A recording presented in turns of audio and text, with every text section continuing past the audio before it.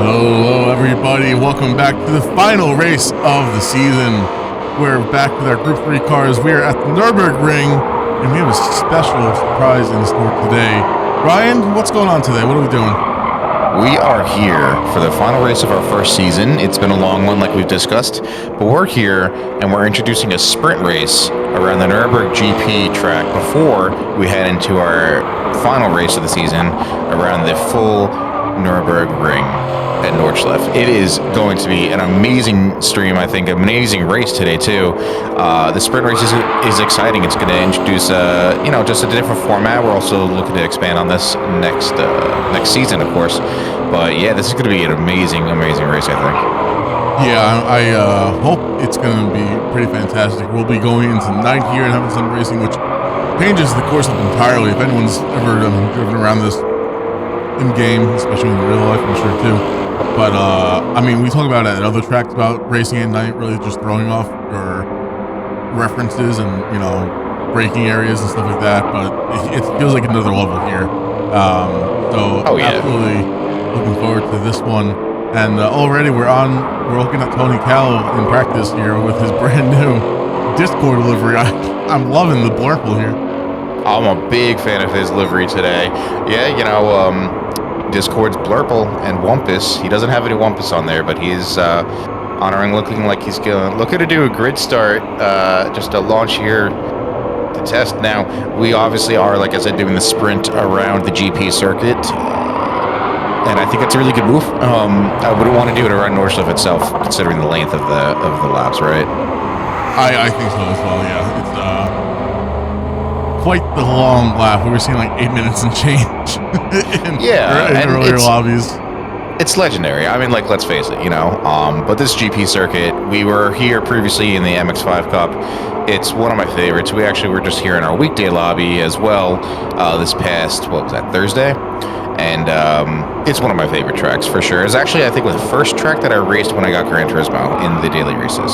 Oh, really? That's well, it was available, and so it definitely holds, it's not dear to my heart, I would say, but it's definitely one of my favorites because of that. So, yeah, it's going to be a really good sprint race, I think. And then Nordschleife, like you said, at night. I mean, most tracks in the dark are scary, but this is just, it's unforgiving during the day. Forget about it at night. Oh, yeah, it's a whole nother beast, I guess.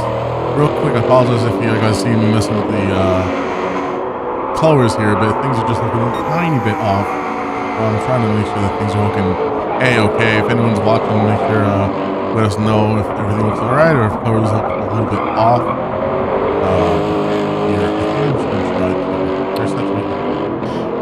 Now, while you're adjusting that, I just wanted to talk about the details for today. So, like we mentioned, we're doing the sprint race. We're at the Nurburgring GP layout. It's going to be 12 laps long. It's starting in the late morning. Of course, we do have a time multiplier on, and there is no fuel or tire wear. So, unless there's rain, everyone's going to be on those softs and just going to be basically running qualifying lap after qualifying lap. Again, that's definitely going to make for some exciting racing. Similar to our MX-5 series where there was no tire or fuel wear, you could just push nonstop, right? Now for the feature race around the Nurburgring Endurance layout, that's a 24-hour layout.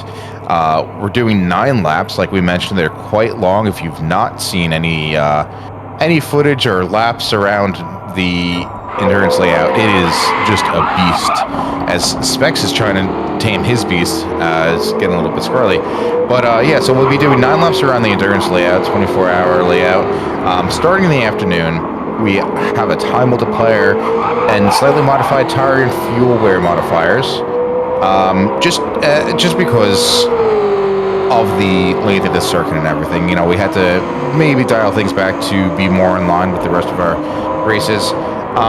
Mechanical damage is light because collisions are very likely around here, whether it's with other drivers or more likely the wall. Barry R is going to be making quite a few appearances, I would imagine, today. But all this to be said, adjustments being made for hopefully better racing, for closer racing. Tony Cal, our I don't want to say our leader. Let's not inflate his ego. Well, you can say ringleader at least because we're a bunch of clowns here. The league organizer, how's that? Really puts in a lot of time to test things, not just for the Sunday races, but even just for the weeknight lobbies. So kudos to him, props to him. Work from home has its benefits, I guess, huh? Yeah, you can say that again. And I do want to take note real quick. I know we haven't talked about the point situation yet. So if you were here last week, we finished up our MX-5 Cup Series. And, I mean, what a way to end that series, man. It was so close between Arctic and Tony at the end, points-wise. And Tony just had a fantastic day of driving and ended up taking home that MX-5 championship. Trophy to be discussed. Today, however, a tiny bit of a different story. We have Mousse currently holding first place with 152 points, followed by Tony with 148. In third, we have Gilly at the moment with 118. Unfortunately, I don't think he's going to be able to make that today. So Arctic will be taking third place, I believe, currently at 117 points. So I don't see anyone really being able to get in the way of that. But the battle is between Mousse and Tony for sure. These two are going to be going at it. I don't know how much practice either of them have done. But I'll tell you, when I was messing around with some stream settings earlier today, and I think Mousse was on practicing like an hour and a half, 2 hours before the race today. So he's out to take first place. He does not want Tony getting the clean sweep of both seasons between last weekend and this weekend. Yeah, absolutely. Now, thankfully for the sprint race forecast, we do see that it's only slightly partly cloudy, I should say. For the race itself, though, there is some drizzle supposedly that's going to be coming into play. And I think, Mousse, we've seen before, is not the most confident in the rain. Now, again, it shouldn't be much, but especially around here, a little bit of drizzle is enough to upset your car and cause you to go into visiting Barry R. So I cannot blame him enough, especially with it riding on this. Again, another legendary track, and I keep saying that, but Tony Cal picked some really good tracks around here. We tried picking or racing mostly around real life ones. Mousse, that is not going to help you win this championship, though. That's for sure. No, Mousse has to stay on the track in order for that to happen. Definitely not in the grass. Just a moment, we are waiting on, I think, Arctic to be able to make the heat. Had to get up for a quick moment. So a little bit of extra practice time for these guys as Tony Cal just throws it up in chat as well. We're waiting on Arctic, and we'll get underway with our first sprint race ever at Nurburgring GP. And then, of course, we'll be following that up with our feature race at the 24-hour layout. And I want to take a note here and say, Demon, I think, has been working pretty hard at this weekend as well. If we take a look at the points with where he's at, currently in 10th place with 46 points. Specs is just above him at 50 points. Crispy below at 37. Demon has not had the best of luck as far as these Group 3 races go, I guess. He's not had the best luck. He's also been a bit of his own worst enemy, and we've all been there, right? We said last week, I think, about how much a lot of these drivers have improved, and Demon's one of them as well.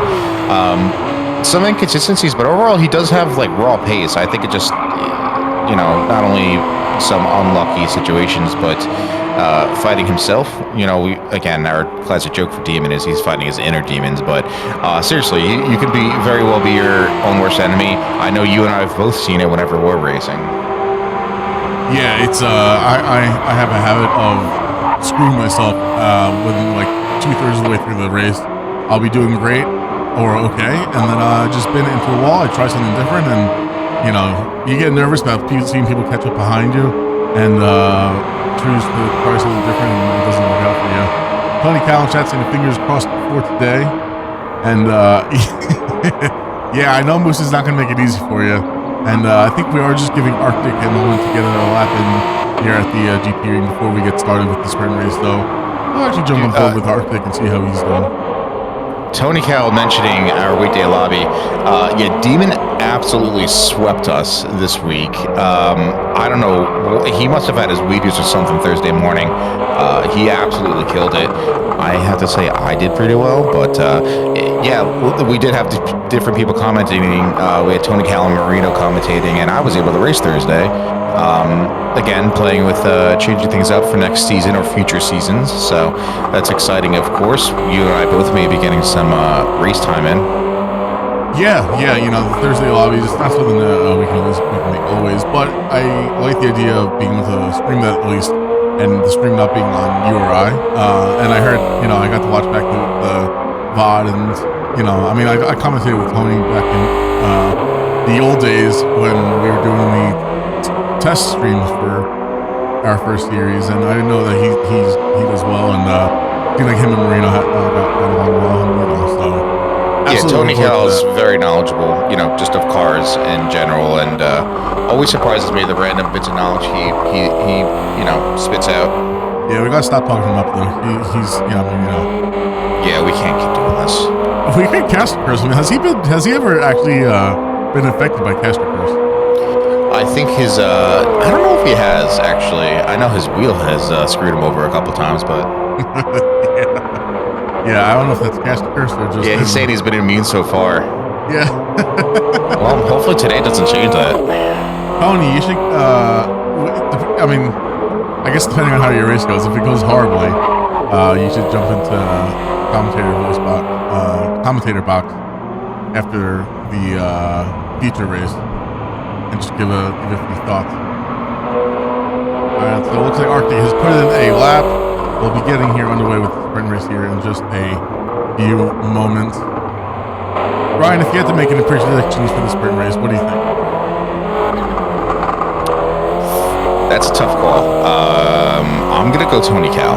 In the MX-5 Cup, he showed that he is quick around here. I know he's quick around here. And again, like we had rain in that race, so Moose maybe not being favorable there. But I'm gonna go Tony. I think he's got the sprint race in hand. We'll have to see what the full race brings. Obviously, you can't count him out. Moose has been putting in the work. Demon's been putting in the work. Really curious to see his Team Moose we see in chat. Yeah, it's real interesting. It's really interesting to think about and see. And again, Arctic's no slouch. We know that. No, not by any means. Here's to know here. If Moose happens to clean sweep sprint, pull first lap in the sprint win, there is a chance. There's a scenario here where we end up with a tie between Tony and Moose. If Moose clean sweeps the sprint race, so he gets pole, fastest lap, and the sprint win. Even if Tony Cal wins the feature race and gets fastest lap for the feature race, goes high with 180 points. What are we doing in that case? Do something drastic. I think fight to the death. You know what? That's a tough call. Man, that's unprecedented for us, obviously. I don't know. Can they share a trophy? I think they're just gonna have to fist fight over it. Yeah, I agree. What, are they gonna ship the trophy back and forth? Yeah. You have it half the year, I'll have it the other half. It'll go to whoever has the most wins on this life. That's a rule he just made up because he's probably got the most wins. Yeah, he's got that on lockdown. He looked it up. He's like, all right, I've got the receipts. Yeah, he's like, what rules can I come up with? I guess maybe Arctic and sloppy there on the last turn there. But Tony basically saying that either Moose or himself have got to win everything today. To make or I mean realistically, if they're separated by a place as well, right? Yeah, I mean, again, that's always an option. Maybe Purple will come out of nowhere and win today. You never know. Again, the full 24-hour layout is brutal. Yeah. I mean, I've watched people drive around there, race around there. You've got to be on it. Your only breathing room is the final straight. before you get back on it. Yeah, I agree. Tony Cal saying, let's get this shit going. I agree. Let's get this shit going. We'll have to talk about this over in here in qualifying.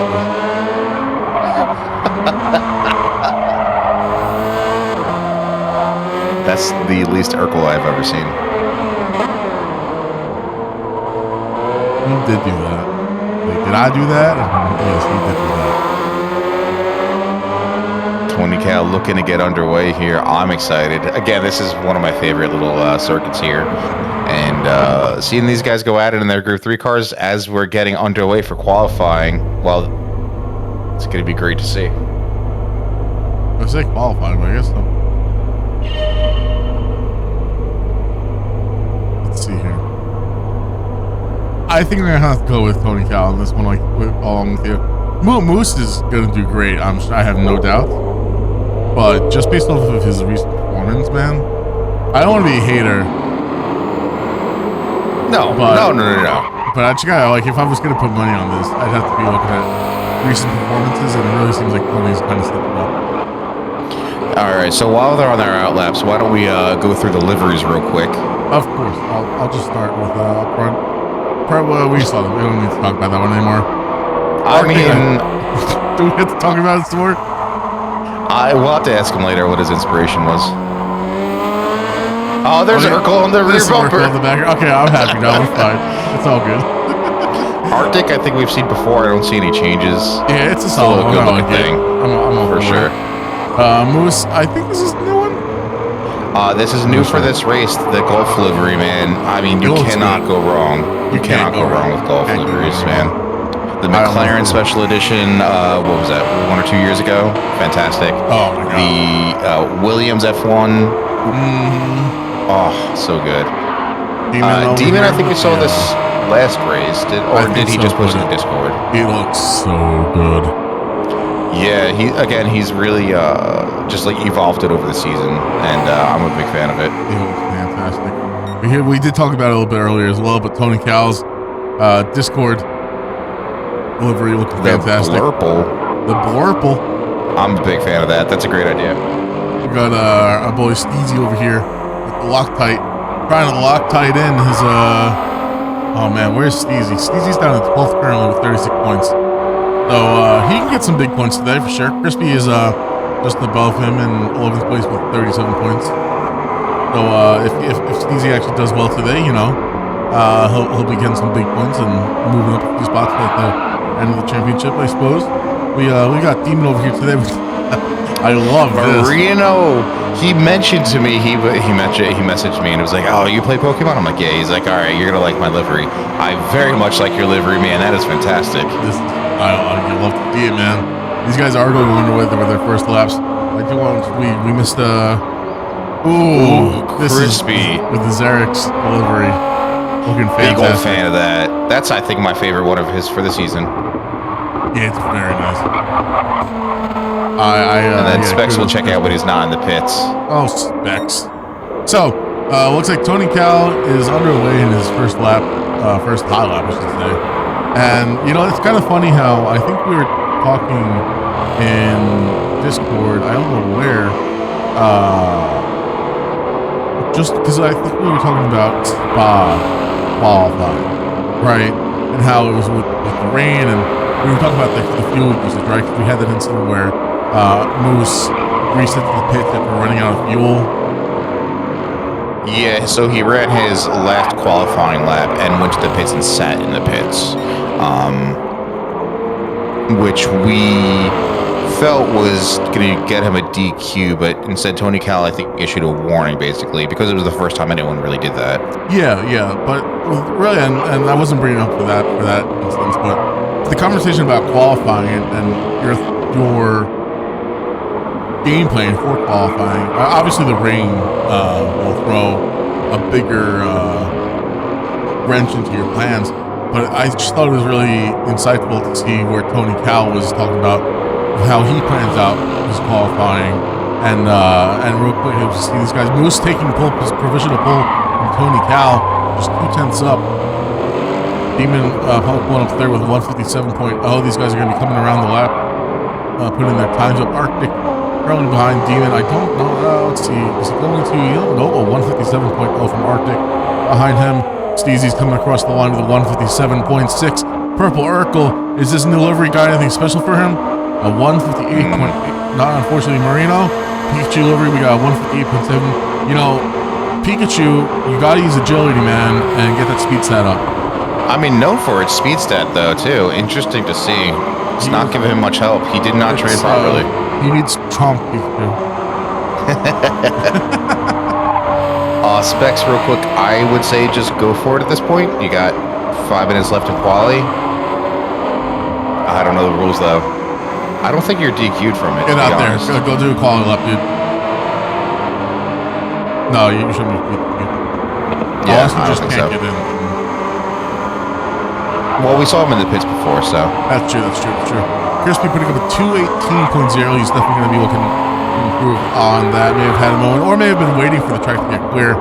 I know, you know, if everybody ends up going out at the same time and you want some clear air in front of you, it's better to just wait and get the track to yourself. Up front, we got Mousse. Is Tony Cal ahead of him? Yeah, Tony Cal is ahead of him. Trying to better his previous lap, and I mean, listen, he needs to beat Moose. He can't let Moose get this provisional pole. Around this track, though, I wonder if McLaren's or the Lexus is stronger. We haven't really spoken about the strengths and weaknesses of these cars. Tony Khan does not improve on this lap. Moose Man, that's a new record, the 155.220. Not much fish at all, though, from his previous one. Yeah, 1/1000th off as Demon sets a new record. Was good to see. Specs is out doing a lap. I'll keep an eye on him. Yeah, you know, the Lexus again. It doesn't have the top end speed of other cars, but it's comfortable. It's a very comfortable car to drive. And you need a little bit of both around here. You know, our weekday lobby, I made the mistake of not focusing on top speed, and that really hurt me on the main street, right? And the back straight as well. This is a track where you really need a balanced car, and I think the Lexus does that, but also the McLaren does that too, so really just have to see what driver can get around faster. I don't think either of the strengths or weaknesses is going to help one another around here. I don't think so. It will be interesting to see, though, if we get some wheel driving with those two. I mean, I'm excited to see, you know, who's out breaking each other and side-by-side racing at the cane. Get some shenanigans like we had last week with the MX-5s. Yeah. Oh, absolutely. And even our DTM lobby, man, we had some wild things. Crispy with the 159.6. Big improvement for him. Realistically, once Specs gets in a good lap, though, I still see that being last. But speaking of Specs, that penalty on his limited qualifying time is not going to help him. Unfortunate for him.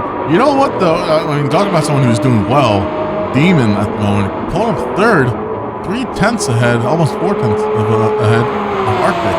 Dude, the Porsche is fantastic around here. Again, it is a very balanced car. It does not have the high-end top speed of other cars.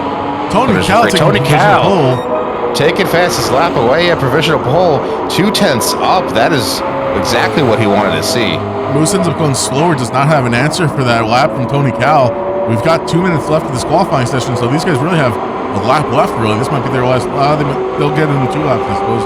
Demon solidifying third place for now. Arctic is about to cross the line, has an answer for that. Gets just ahead. We had Apex Renegade, Mr. Specs over there with a 2:02. He had that penalty, is not going to improve. Steezy does not improve, so unfortunately for Demon, he gets demoted to 4th place with Arctic. He's been putting in some rapid times. Marino and Urkel have been fighting over P6, it looks like, and Marino's going to solidify his position there.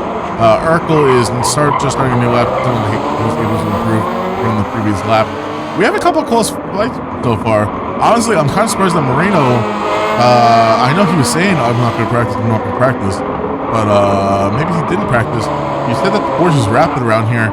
Maybe we should tell Marino that's actually fast around here so he can improve his lap. Well, I said it's good around here. I think there's better cars, for sure, around here. Oh, you know what? You said that's right. You said the Porsche was good around here, not that Marino was good around here. Yeah, that's a clear distinction we have to make. You know, as good at driving as he is selling houses, apparently, which is not very good. So, we can't all be amazing.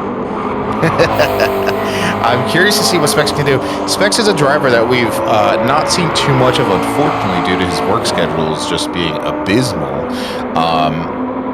But man, when he shows up, he puts in work. Yeah, I mean, it's just ridiculous. I hate the guy for it, to be honest. Man barely plays the game, but then shows up and does really, really well, which is great to see. His Jameson livery, too, just not for me. Well, Jameson's not for me, but looking good. Tony Cal, 2:10 slower than his fastest lap. He put in a really good time that last lap. Moose putting in a new record, 1/10 down on Tony Cal. Not even, I'm sorry, 3/100ths down on Tony Cal. Yeah, I saw so it's not safe just yet. And these two are on their final lap here now, so they have one more chance to beat each other out and see what we're doing. Arctic is just about to cross the line here, and he does improve, but he's holding firm in third place. The second off of Moose's time. Let's see who else. We got Demon, who is... Specs. I'm sorry, Specs just put in his last lap. He crossed the line after the 10-minute mark. At least P7 for now, or at most, I should say. Yeah, we'll see what happens. Marino crosses the line, 157.1. Did I say Specs does get demoted to P8. Yeah. Unfortunate for him. So it looks like we have maybe just the first two still running. I think everyone else has crossed the line.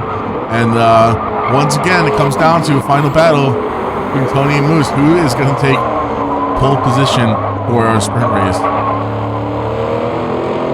Yeah, they are both going at it. Again, in VR, you can't see your delta to your other racers, but they both know that this is their last lap and they want to make it count as best as possible. We'll see what they can do. Tony Cal coming down. What a good track this is, man. It's a good one. We all enjoy it. Marino saying, let's go. Marino, you got 6th place. Come on now. And Arctic saying in Discord, this track is not for this car. Not having a good time. Oh, Crispy was able to set another lap. Okay, Crispy was still out there. Okay. 159 does not improve, I don't think. Three Stooges back at it, says Marino. Tony Cal just hitting the little Goomba cone up there, and he's going to be coming around the final corner for his final hot lap of the season here. Moose puts up a 154 Whoa! Mighty lap for Moose. Tony Cal, slow lap for him. So Moose is going to take pole position for the sprint race, and that is one thing that Tony does not need. And Moose, on the other hand, can be very happy with that lap. What a lap! I did not see that coming. What a lap to put together. Spec staying all part of the strat as he starts from 8th position with a 157.9. If we jump up forward to our results screen, we can see once again, congrats to Moose, man. That is a quick lap coming out of him. Tony Cal 3/10 behind of his fastest attempt. And then we got Arctic holding 3rd place. Demon doing very well for the first few laps there, holding Arctic off. Arctic managed to put something together with his 156.1. Demon having a great start, but we do have the 3 Stooges all in a line. Demon, Steezy, and Marino. We'll see what they can do. Will Marino push Demon wide once again? You'll find out next time on Dragon Ball Z. We got Purple. Yeah, I mean, still Demon though. I'm sorry, Demon having a good P4. That's fantastic for him. And like Marino, the 3 Stooges, there they are. But Purple, yeah, go ahead. I was saying Purple. Again, just the consistency this kid's had. That's right. Well, and it may come out to help him. Yeah, I mean, listen. Again, he has his mistakes, makes his mistakes, but for the most part, it's just like always there. So happy to see that. Yeah. And of course, we got Crispy rounding out the pack with a 159.6. Demon is way faster than the other 2 Stooges. Damn, says Tony Cal. Demon put in some work this week, man. Yeah, I'm glad to see it, man. And one of the Porsche brothers has to remind everyone that Porsche can be quick. Crispy saying top 10. Here I come. You gotta look on the silver lining of all these things, right? That's exactly right. No, I mean, we know Steezy, Demon, and Marino are going to be putting up quite a fight between them all. They just have to keep themselves nice and clean. Specs, I'm sure, is going to be hunting down some spots during this sprint race. Yeah, I'm sure Specs is going to be disrupting a few of these guys' races. Tony Cal saying he was purple before he spun. That's not something I would recommend unless you are. Sounds like a skill issue to me. Well, what about you? You know, I think I've got something for that actually. Were you him at that point? I'm sorry, say again? Can you reshare your screen with me? Oh yeah, give me just a moment here. Were you streaming Tony Cow when he I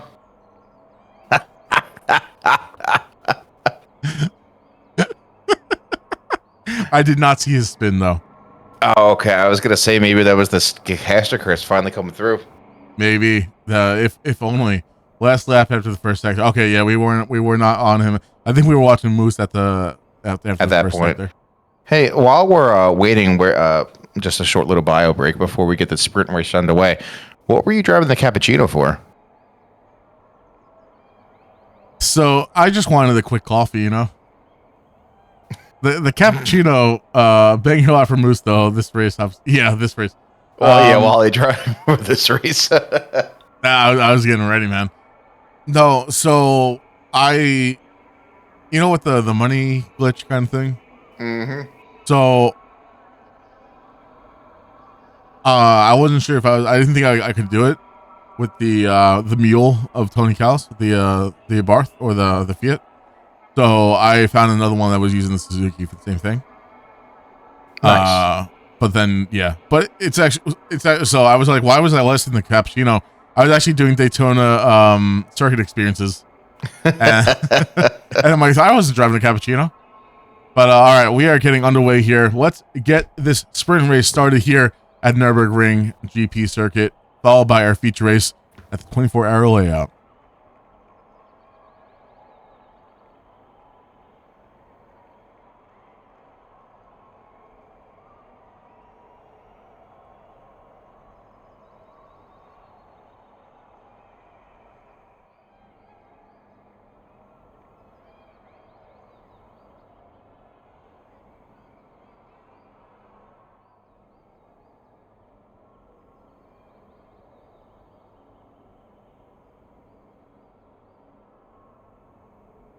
All right, the race will begin shortly. The room is being set up, servers booting up. You hear whirring probably in the background, like a jet plane trying to take off. Those are the hamsters. They're getting ready to run the servers. Let's get ready to spectate. We gotta get these up going quick. Once again, false starts will be penalized. Ryan, to make sure that you don't get a false start out of your chair here. We're waiting for the lights to come up here at the Nurburgring. The final, our first sprint race. The lights are coming up, and once they're out, we are racing. Final, I was gonna say quality, but our sprint race here at the Nurburgring GP circuit. Arctic having a great launch, getting side by side with Tony Cal going down to turn one. Mooseman, of course, started in P1, so he had a great start as well. Demon going alongside Arctic, going into turn two here. Arctic actually looks to fall back a little bit, but Demon ends up going wide. Arctic's going to have the inside going into this next turn. Behind them, proper Arkle and Specs now separate the three Stooges. Marino bumped down to 8th position.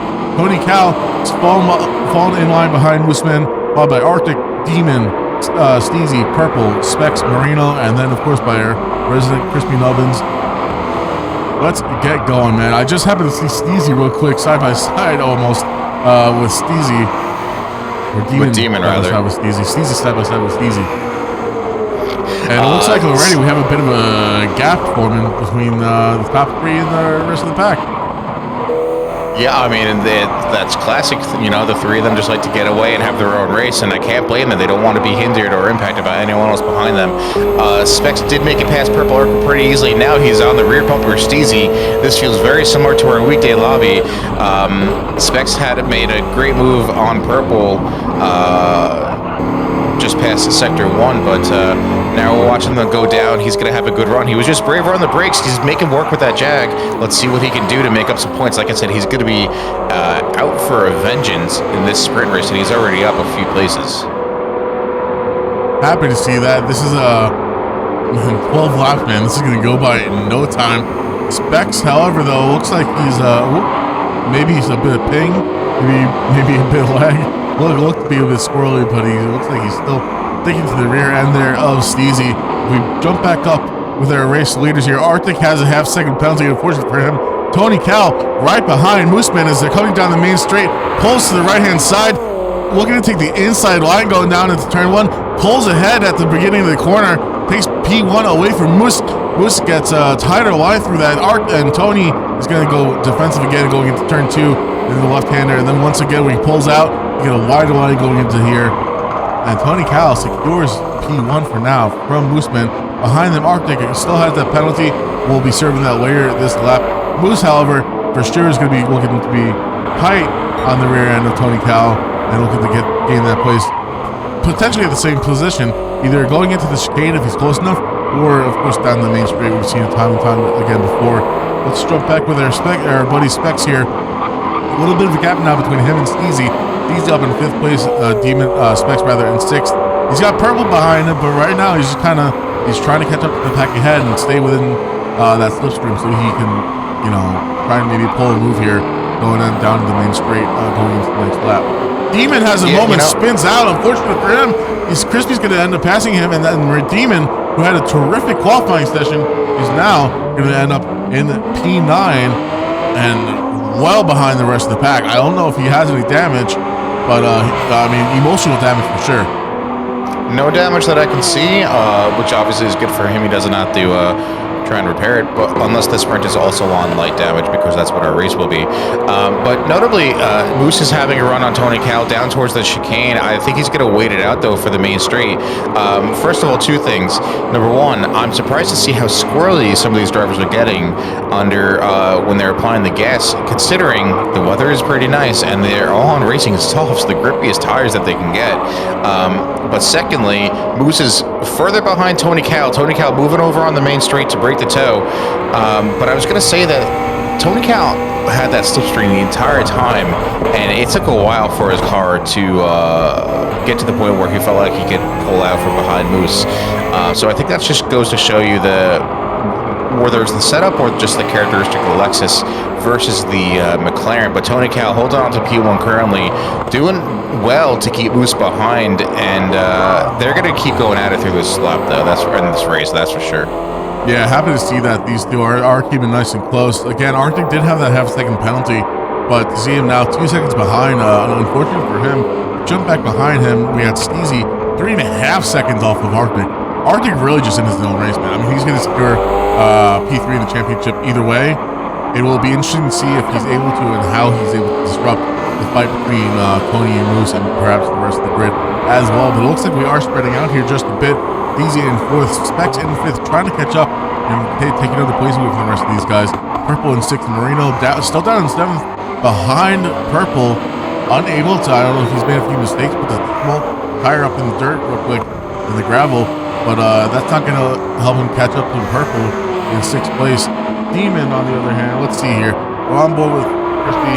Demon is kind of caught up. He's still 2.5 down, though. And but he came back from 4.5 seconds down. I was actually on board with Crispy. He's just not confident around this track. His lines are off all over the place. And I'm not meaning this to dig into him, but again, this is a track I feel pretty confident in, and he's just not carrying enough speed through the corners and not hitting the apex on some of these turns. I wonder if that's just a lack of practice or lack of confidence around here. But that lack of confidence around this GP circuit is certainly not going to help him come the main race. Definitely going to translate going into the 24-hour layout. We just started lap 4 with our race leaders. Moose in 2nd. We're on board with him now as we're coming down to T1. Moose gets fastest laps currently with a 155.7. Just our boy in chat saying, "Let's go." What's up, my guy? Happy to see you. I miss you. Happy to see you, Mr. Jasty. Oh man, look at just how close Moose was able to get Tony going through turn 3, I suppose. Tries to take the inside line.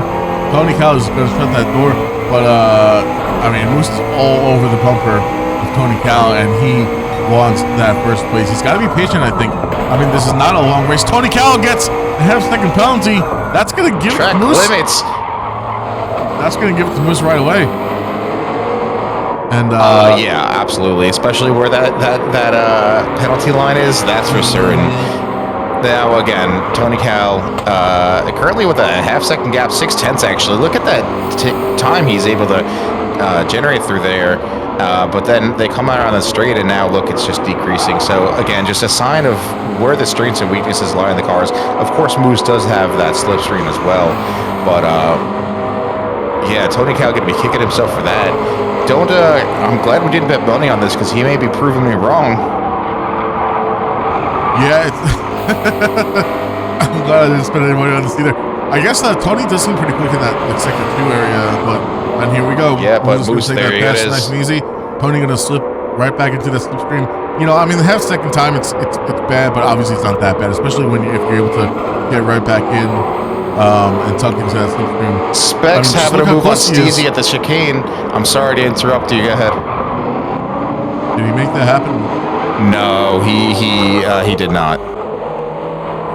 Look, I mean, Tony Cal is once again on the rear bumper of Mousse Man going down the main street. And that's what I was going to say before. Look at them trading some paint there. I don't think Tony Cal was too worried. That half second is, while it's obviously punishing, he knew that main street was going to be coming up, and he would be able to benefit from that slipstream. As now we see the opposite of what we just saw last lap. Tony Cal going to be right up behind Mooseman. Let's see how he can carry his speed and lives through here. Going for the inside. Yeah, that was the disappearing gap for sure. That was a bit brazen. But these two know these track limits pretty well, especially around that turn there, just at the end of Sector 1. Now Tony Cal's going to have to play catch-up, though, because he was off the racing line, and we can see that gap is now increased. But Tony Cal, I think, is going to bring back, or catch up to Mousse, I should say, pretty quickly through this sector and the next one. It looks like, looking back real quick, looks like Moreno did pass Purple, and Demon passed Crispy. I'm sure if we jump on board with those two real quick, we'll have a look. And Demon is right on the rear bumper of Purple Urkel. He's trying to reclaim another position. And I mean, unfortunate for Demon because he, like we said, he had a great qualifying session. He made a mistake. I don't know if he was tapped or anything like that. That's a possibility that happened. That maybe someone tapped him out of that corner. But it could have also just been driver error. So he is going to be looking to catch Purple probably within this next lap, I'd say. If he's patient with it, which I think he should be at this point, he can wait until, you know, the main straight, as long as he's right behind him. But it looks like I don't know how patient he's going to be. Yeah, clearly he's got some pace, and he's a little bit too patient. I suppose at the same time, though, this race is half over, and if he wants any chance at trying to catch up with his the rest of his trio, he's going to have to get past Purple immediately. Yeah, I mean, he could use the toe to help him out on that main straight, but, you know, he's just got to make some moves. Unfortunate for him. Specs having a good race, though, as well, as we see Tony Cal and Mousse once again going at it. They are just trading places once a lap, it seems. But will either of them get track limits here to help the other one out? Hopefully not. You know, they both want to win this on merit, but at the same time, they're going to welcome any benefit they can get. Absolutely, and I think the track limit might be that wide line, like going over the white line, and then going to the left of it. You have to know it to a T, and if you screw up, that's where the track limit's going to come from for sure. But it does let you carry that much more speed over that line. Oh, it's wild! Look how close these two are keeping it as well. Absolutely wild. I don't know if Arctic behind them may have had a moment, because I can't imagine these two just creating a gap of 7 seconds. Over the course of 6 laps. Yeah, you know, I mean, Arctic's saying that this track isn't for this car, or I should say the car is not for the track. And I have to say, based on how I've driven the BRZ, I can't anticipate it feeling too good around here. But Arctic, again, fantastic racer, no stranger to making things happen. Maybe not happening for this sprint race, unfortunately, but I could see where this car might be difficult to drive around here. Looks like Demon may have had a moment. Purple is now 2 seconds ahead. Unfortunately for Demon, man. I hope this doesn't spell out how he's going to be racing at the full layout, because that's going to be a miserable time. Something that you don't want to see for him. Looks like the rest of the grid has pretty much spread out here. So once again, our eyes fall. Tony Cal and Mousse Man crossing the start-finish line to lead. Start another lap here. We'll jump on board with Tony Cal in the Lexus. You can see just how strong the slipstream is, man. Once they get on this main street, he has to pull alongside. They're going side by side down to turn 1 again. He pulls ahead, but once again, going for an old switcheroo. Tony Cal gained a lot of time on the exit of the chicane, where Mooseman obviously lost it. So that's what really let him catch up to the point where he was at, going almost alongside of the main straight. Tony Cal going for the inside here. I mean, he's getting ahead, and he's allowed to take the racing line on the way out. Oh, no, he's going to be pushed wide, though. I wouldn't say he was pushed wide, but I can guarantee if he doesn't get enough track limits penalty for being on the left side of that white line, I will be shocked. No, you can be. Well, I mean, I know you can be, but I thought he was over the actual track limit. But it looks like he's safe. And I mean, fantastic job by Moose for giving him the room both in that first sector, but also like to not push him wide in that part where, you know, I don't know what turn is that, 6? Where you're going beyond the white line. I mean, Moose very well could just try to follow his That's turn line. 4. Is that turn 4? So, yeah, I was just sitting in my head. No, it's all right. Moose could have pushed him wide and followed his regular line, but he did a fantastic job giving him the space, even though, you know, he had to end up conceding the position. Tony Cal really fought hard for that in the first sector, and he made it stick. Now he's got a few laps left to go, and he's going to want to try and build any sort of gap if possible, but clearly these two are going to be fighting it out in this next race, and I cannot wait to see that.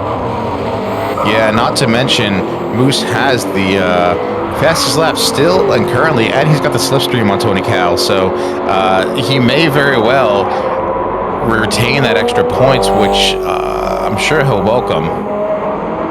Yeah, well, he's gonna want it and need it if he's gonna. I mean, again, actually, Tony Cal took fastest lap now, so yeah, and he's not too close up front. Specs is, I know you're on screen with him now. Specs is slowly catching up to Steezy, but we see the differences in the cars and the drivers and where they're able to gain time and lose it. But this is the closest Specs has been in a while, so maybe he can make this move sick. Getting a P4 finish, I think, for him, coming from where he was, is going to be a fantastic finish.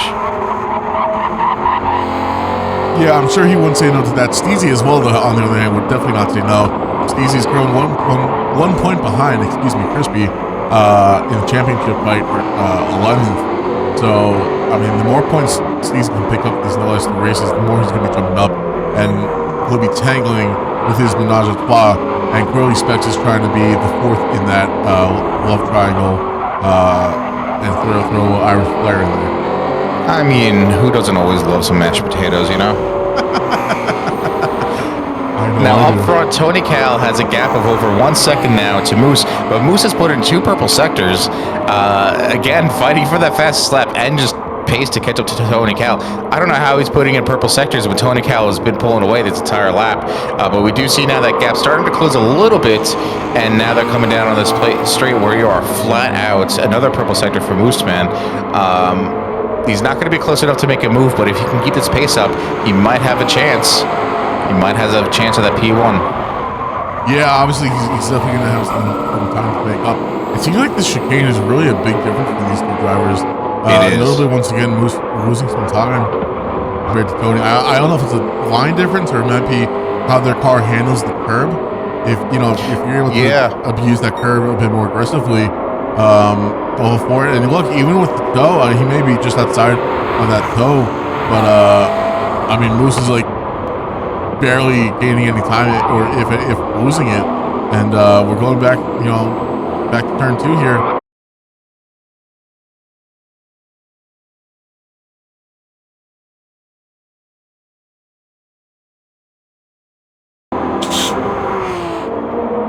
Yeah, it looks like I just checked it on mobile. Okay, it's good. Alrighty, we're back. Sorry about that, folks. Don't know what happened there. Looks like everything just dropped for a second. Doesn't look like we missed too much, thankfully. Tony Cal. But Moose has a penalty now. Yeah, he's got a second ahead, and Moose has a penalty. Unfortunate for him, Tony's going to be doing even better, and Tony Cal takes another fastest lap with a 154.9.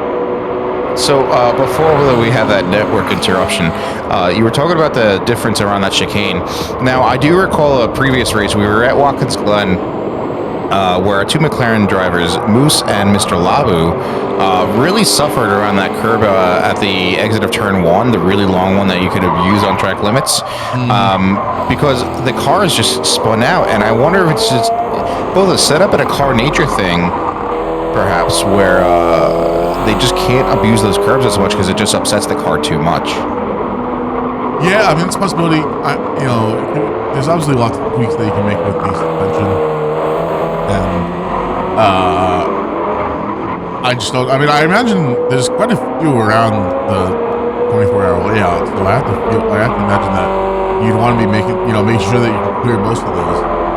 But, yeah, absolutely. Especially with it could be a real. There's some bumpy sections of the track as well, right? So, but I'm sure if these guys have tested it, then they've put in the work to tune their car how they want it to be, and know where they can take advantage of it and where they can't. Specs having to move finally on Steezy, gets it done, just took the inside, and he is in P4 finally. I was gonna say, he's been chasing down Steezy so much, but we keep seeing the gap close and open. Specs going into the gravel there, though, that's not gonna help you out, but yeah, that was a fantastic move by him. We're coming down to the chicane with these two, and we're gonna see if I'm sorry, it wasn't not the chicane. Just looks like the chicane on my screen. These two are fighting. Steezy's not going down without a fight, though. Specs goes wide, gets some tires in the gravel, and Steezy takes 4th place back from him. Unfortunately for him. Behind them, though, Marino trying to catch up, 3.5 seconds down. If these two keep fighting, he may end up ending up the fight for 4th by the end of this race. We got about a lap and a half left here. How's Purple doing? Let's see. Purple is well ahead of Demon. Demon must have had another moment or so. Crispy as well must have had a moment since he's 30 Why don't you seconds jump down. back on board with Specs, Wally? He's coming down the main street, right on the rear bumper of Steezy. Once again, these two are having at it. Specs has been hungry for this the entire race, or most of the race, I should say.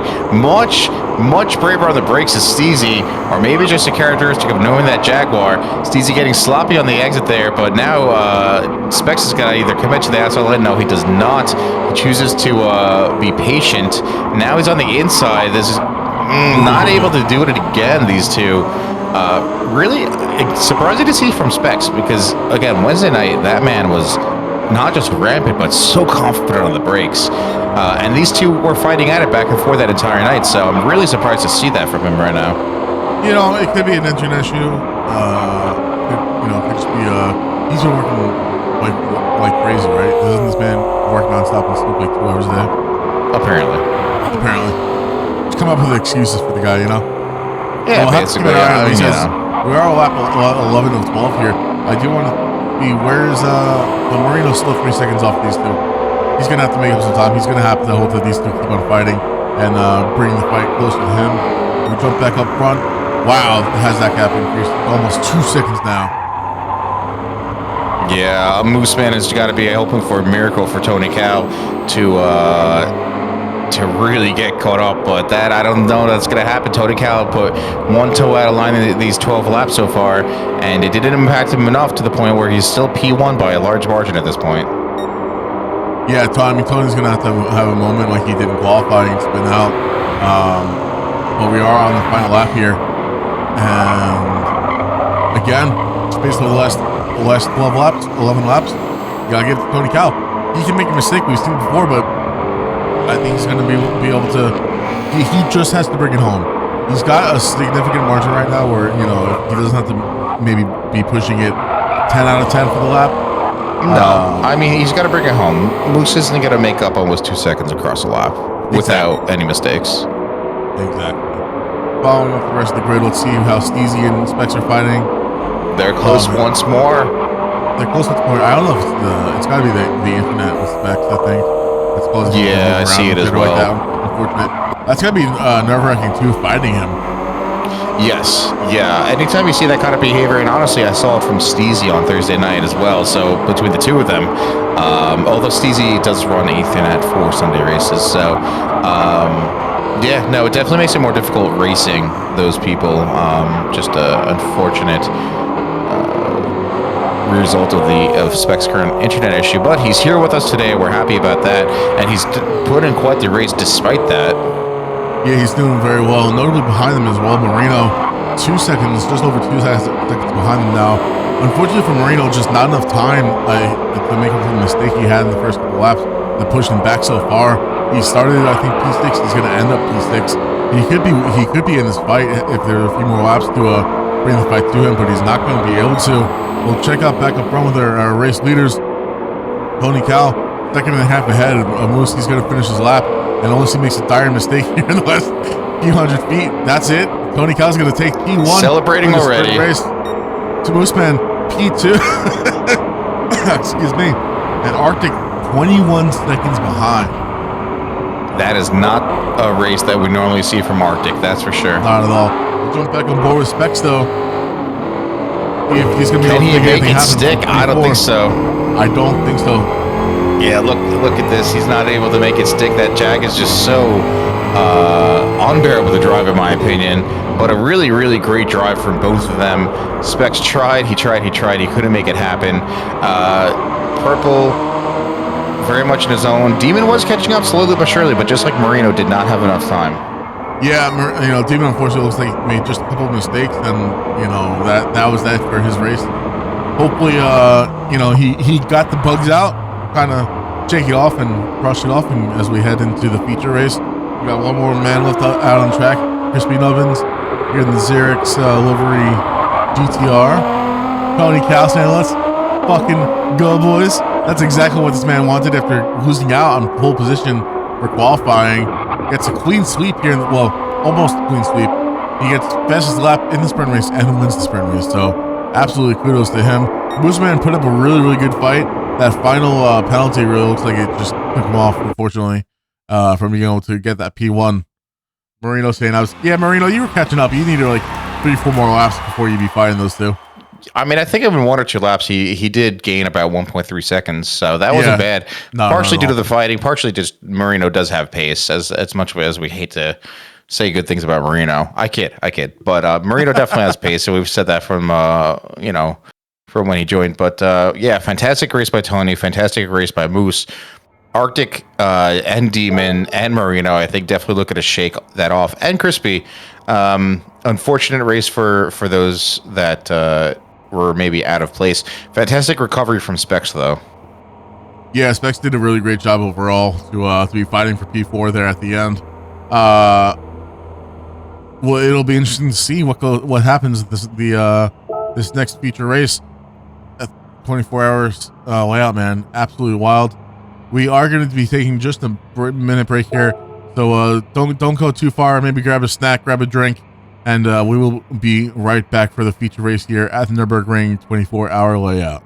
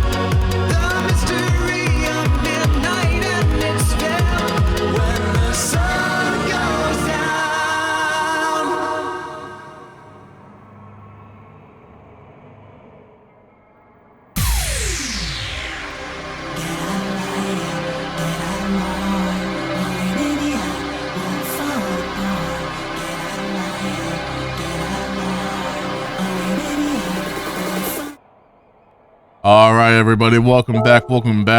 Hello, Ninja Diddy and Mr. Gilly. Welcome, sir. I'm sorry that you can't join us today on track, but I'm glad you got the family watching the race. That's exciting. We will we'll be sure to be PG rated from here on out. Sure. Man, And, Gilly could have been fighting for P3 if he was showing up today. Yeah, Gilly. Gilly, now he's just giving it up. Unfortunate, but family comes first, I suppose. Yeah. So we are just getting the room underway here. The lobby set up for our feature race, and we had an exciting time in the sprint race. I think that was a good time. I think the sprint race might be something that we definitely look forward to doing next season as well. Whether we do it with the Group 4 cars or Group 3, I'm not sure yet, but I think that was fun with I don't like it so much in like F1, but for us it was fun. It was a nice way to break things up. Yeah, I think it depends. I mean, obviously we talked about next season or future seasons doing 2 races on the same day, but maybe sprinkling sprint races in there, in which case I think it would be also interesting to explore the reverse grid format that we've talked about wanting in Formula One. Yes, that would be yeah. I mean, it took a while for our reverse grids to not be complete. Dumpster fires. Yes. Yeah. So, but also at the same time, it's just more setup and manual formatting for the lobby, right?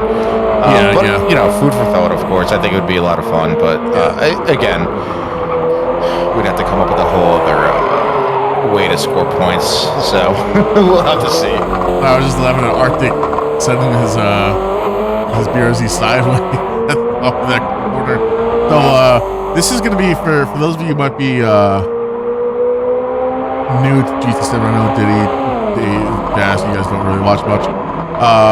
So we were just at the shortened version of this track, or a shortened version of this track. The mini map on the top right here. Version. Yeah, this is a exceedingly long track. Ryan, do you actually? I forget how long this track actually is. I'm looking it up right now. But we should be seeing a full day-night cycle as well, I believe. Or I think we're starting in the afternoon. It's 4.94 miles. 4.94 miles, almost 5 miles. So 13 miles long. 13. Oh, you said 12.94. Yes. Okay. Yeah, 13 miles long. That's a long race. We'll be starting here in just a couple of minutes. For our fans over the sea, that is about 21 kilometers. It's definitely a track. Jess. Can confirm it is a track. Look at this. The lobby's already starting to get dark out. Yeah, well, we do have that multiplier for the time. We want to see everything here. We want to see the full day cycle as if it was a full 24 hours. So it's going to be exciting. This is an intense track, as we see now that there's barely any track lights, I should say. Yeah, there's definitely some, but not a whole lot. Oh, look at that sunset though. This is gorgeous. I would love. This is a place I would absolutely love to go in real life and check out. Absolutely. If I could do a track experience around the GP circuit we just saw in the sprint race, sign me up. Hey, could you imagine like this track just being in your backyard though? Like, I live 10 minutes from the Nurburgring. Oh, I'm just gonna go. I feel like if you live within 10-mile radius of the Nurburgring. I'm sorry, actually, it should be more than that, considering the track itself is 13 miles long. If you live within the 25-mile radius of the Nurburgring, you by law have to have a track car. Yeah, I mean, I think that's fair. I think, dude, same thing if I lived near Watkins, as we see one of, that looks like a pit lane exit penalty, if I had to guess. I bet that's going to be difficult to see at night. Yeah. There's no reflectors. We are in for it. Yeah, this is going to be exciting. This is going to be tough. I do not envy them driving this, I got to say. No, not at all. This is a race I definitely would not want to do, to be perfectly honest with you. Yeah, I'm happy to commentate this one. Day. You know, this would be a strategic race to miss. Next season, I think we're moving into a format where your lowest race points will be, well, they won't be counted towards your total, right? Yes. So if you need to miss a race for IRL event or whatever, you don't have to worry about that going against you, because everyone's lowest points will be dropped off. So you can get no points and you'll be okay. This might be a strategic option to miss. Yeah, I mean, you're not wrong. Of course, you don't want to commit to that, but we are going to be getting started here soon. I'm ready for this. It's going to be exciting to see. Some of you that are not familiar with this are going to see how narrow this track is, and these cars are flying along. So we'll talk more about that as the race ensues.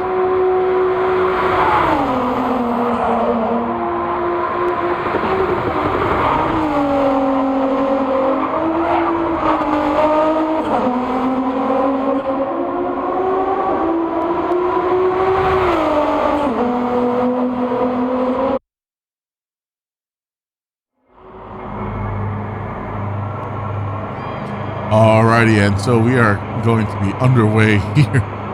And this should be a fun race. You can see only 9 laps for this race as we're waiting for the lights to come up. Long times around the track. I think we'll probably see 8+ minutes, 8.5 minutes or so. The lights are coming up here. We're going to be starting here at the Nurburgring 24-hour layout. The lights are out. The final race of the season has begun, and we are off racing here at the Nurburgring. Absolutely excited to be here. You'll notice this first turn looks very familiar. Here's the same first turn in the previous track. Specs and Steezy already going at it. We are having shenanigans going already. Demon got on the power too early, cut turn 1 really tight, spun around sideways or backwards, and is now behind Crispy, not too far back. But like you said, the beginning of this course should look familiar from our sprint race that we just went through, but it is going to change very quickly, and you won't see this for a little bit. That's for sure. That's for sure. Yeah, unfortunate for Demon, but you know what? Maybe that's just going to let him avoid any of the interactions with the rest of the crowd, leading into the first real trip into the forest area, I suppose. That's a fitting name. Yeah, the forest area, right? I wasn't even going to bother trying to remember all the current names here. No, I think absolutely not something I'm studying for at the moment. So, no, I refuse. Now, I think the first challenge here is getting onto the rest of the track, I should say.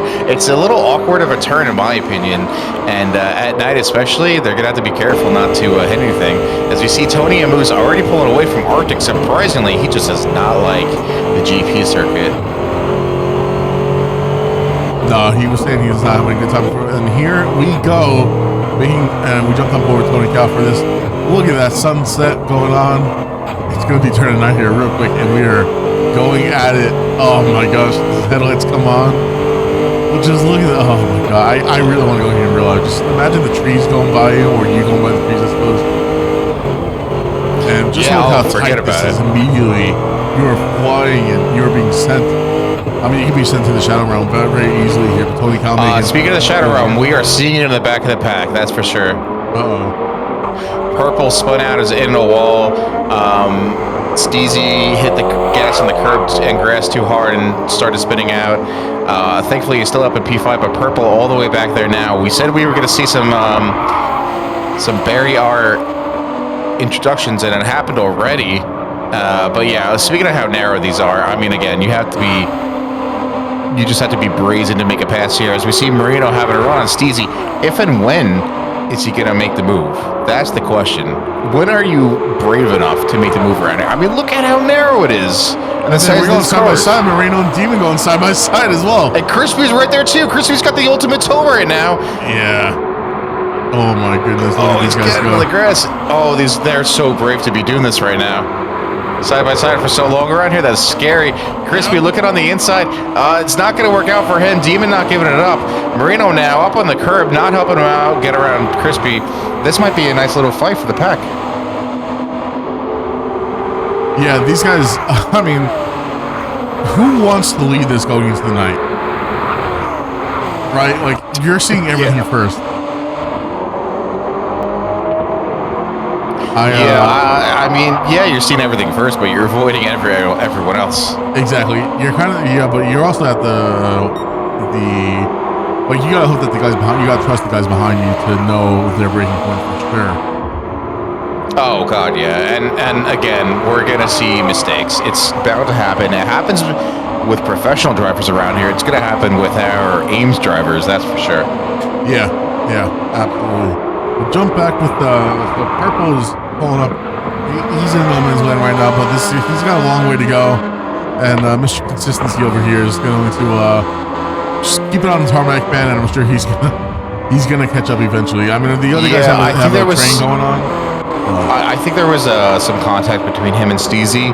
Both of them got a little bit sloppy, and unfortunately, I think Purple got the brunt of it. Demon made his way past Steezy. Good recovery from him around turn 1. Crispy turning right on a straight, letting Marino pass very easily. And Crispy, that's not how you stay ahead, bud. Man, just look how dark out it is already. We jump on board with Demon going into the cockpit. You can just see, I mean, thankfully his headlights are doing work right now, and it's not quite twilight hour. But I mean, these guys are, they have a free coming in for them. If you look at the top right of the screen on the mini-map, for those of you who aren't familiar with this, I mean, he's the red triangle. All the other parts of the blue triangles around him. But I mean, we still have a ways to go before we get back to the beginning. So definitely a long race going, and I mean, just imagine yourself sitting here in the cockpit going as fast as he's going. It's pretty fun. Yeah, for sure. Why don't you jump on board with Steezy and Marino? Marino just got past Steezy pretty easily. They were side by side. Again, I wouldn't want to be driving with 2 cars in this lane. But Marino flashing his lights, just letting someone know he was coming. I think that's, first of all, a good move, but second of all, very considerate of him, but he probably wants to avoid any damage. Crispy Steezy, really brave on the brakes there. Yeah, that was a bold move. Yeah, that was great to see as they're taking this turn very cautious. Oh, Steezy again. He's been getting squirrely all day on the slower turn exits, just hitting the gas too hard. Now, this is important here. They're coming on one of the first banked turns. You want to dip your car in there because you can carry so much more speed using the banking to your advantage.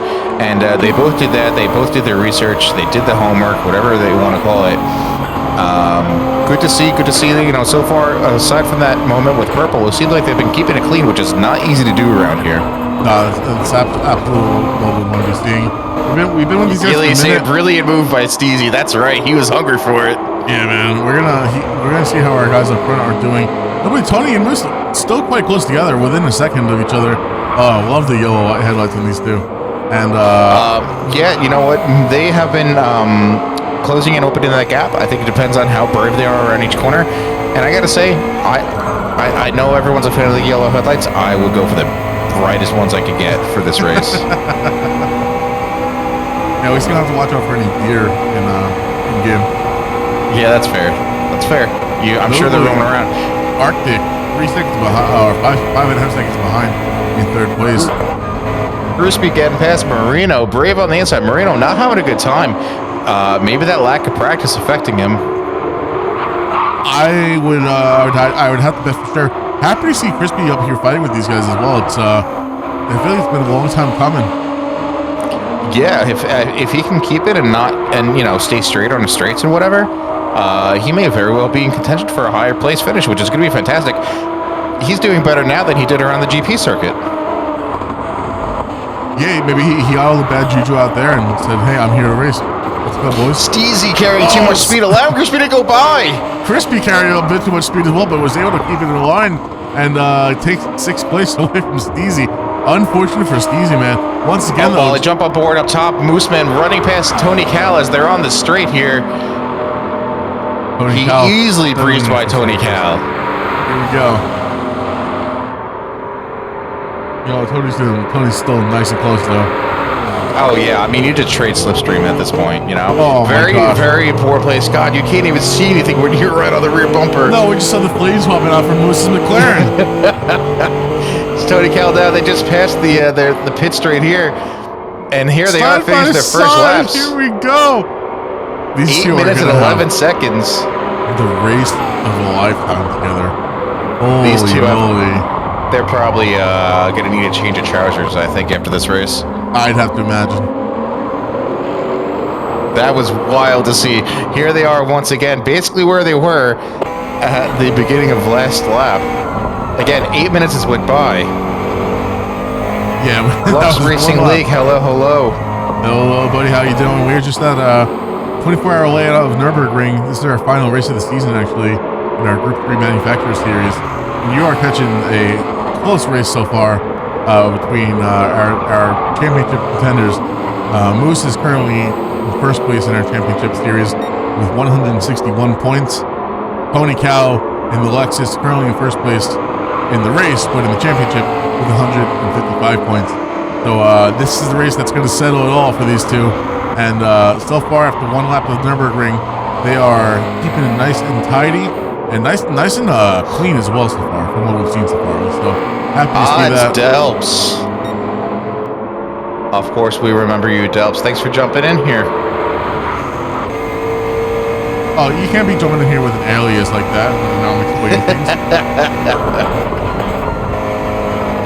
So Gilly, they did change the fuel and refuel rates. They changed the tire multiplier and the fuel multiplier. Right now, let me see. I can tell you right now. So after one lap, Tony Cal is on the sauce, for example. His fronts are third dead. If that helps you, anyone. I mean, they're not going to last very long. Do you try to do 3 laps with them? That's a tough call. Yeah, I mean, with the way that these two are going to be fighting, I think if you're not really fighting that closely with somebody, maybe you try to make it, and try to do any sort of tire saving and on this track, which I don't know if you really can anymore. Yeah. But if I mean, it depends too on the car. Yeah, that's true as well. You know, I mean, I'd say Tony Cal's fronts are in a worse place than the McLaren of Mousse. But then you look at the softs on specs, and again, that Jaguar is not fantastic, and it's definitely not fantastic on the tires. After one lap and change, his fronts are half dead already, and his rears aren't far behind. So he's got the pit sooner than the others. I'm shocked he went for the softs. Maybe just wanted to capitalize as best he could. We do have a couple of people on mediums, including Arctic, Steezy, Merino, and Purple. And they're looking much better for wear. Obviously, they're the harder top end tire. But that may have been the move. We'll have to see. But again, I think Tony and Mousse especially, they knew both of them were going to be going for pace, and they did not want to leave any on the table. Yeah, I think those two especially had to throw the softs on and just send it. Yeah, Gilly, I don't think they're going to push it more than 2 laps on the softs, but you know what this track is like. It's just incredibly demanding, the amount of G's that you're going to be pulling on those tires, because the load laterally around some of these corners is just so much. They just can't handle it. You know, I do wonder if we'll see the hards make a play. I doubt it with the fuel wear as well.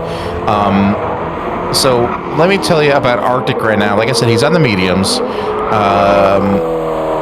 The lowest usage or the lowest degradation he's got is about a quarter, and his fuel is just above half. Now again, we don't know. I can't see. You know, is he super lean? Is he using as much power as he's got? You know, but even those mediums don't look like they're gonna last. It looks like the fuel's gonna outlast the tires in that case. Interesting. Yeah, well, we will just have to wait to see what, if any, sort of strategy comes out the way. If anything ends up being superior or not. You know, I think especially, like I said, if you're fighting with people, like Arctic's just in his own race, and I think just from the GP sprint race, we knew that was going to happen.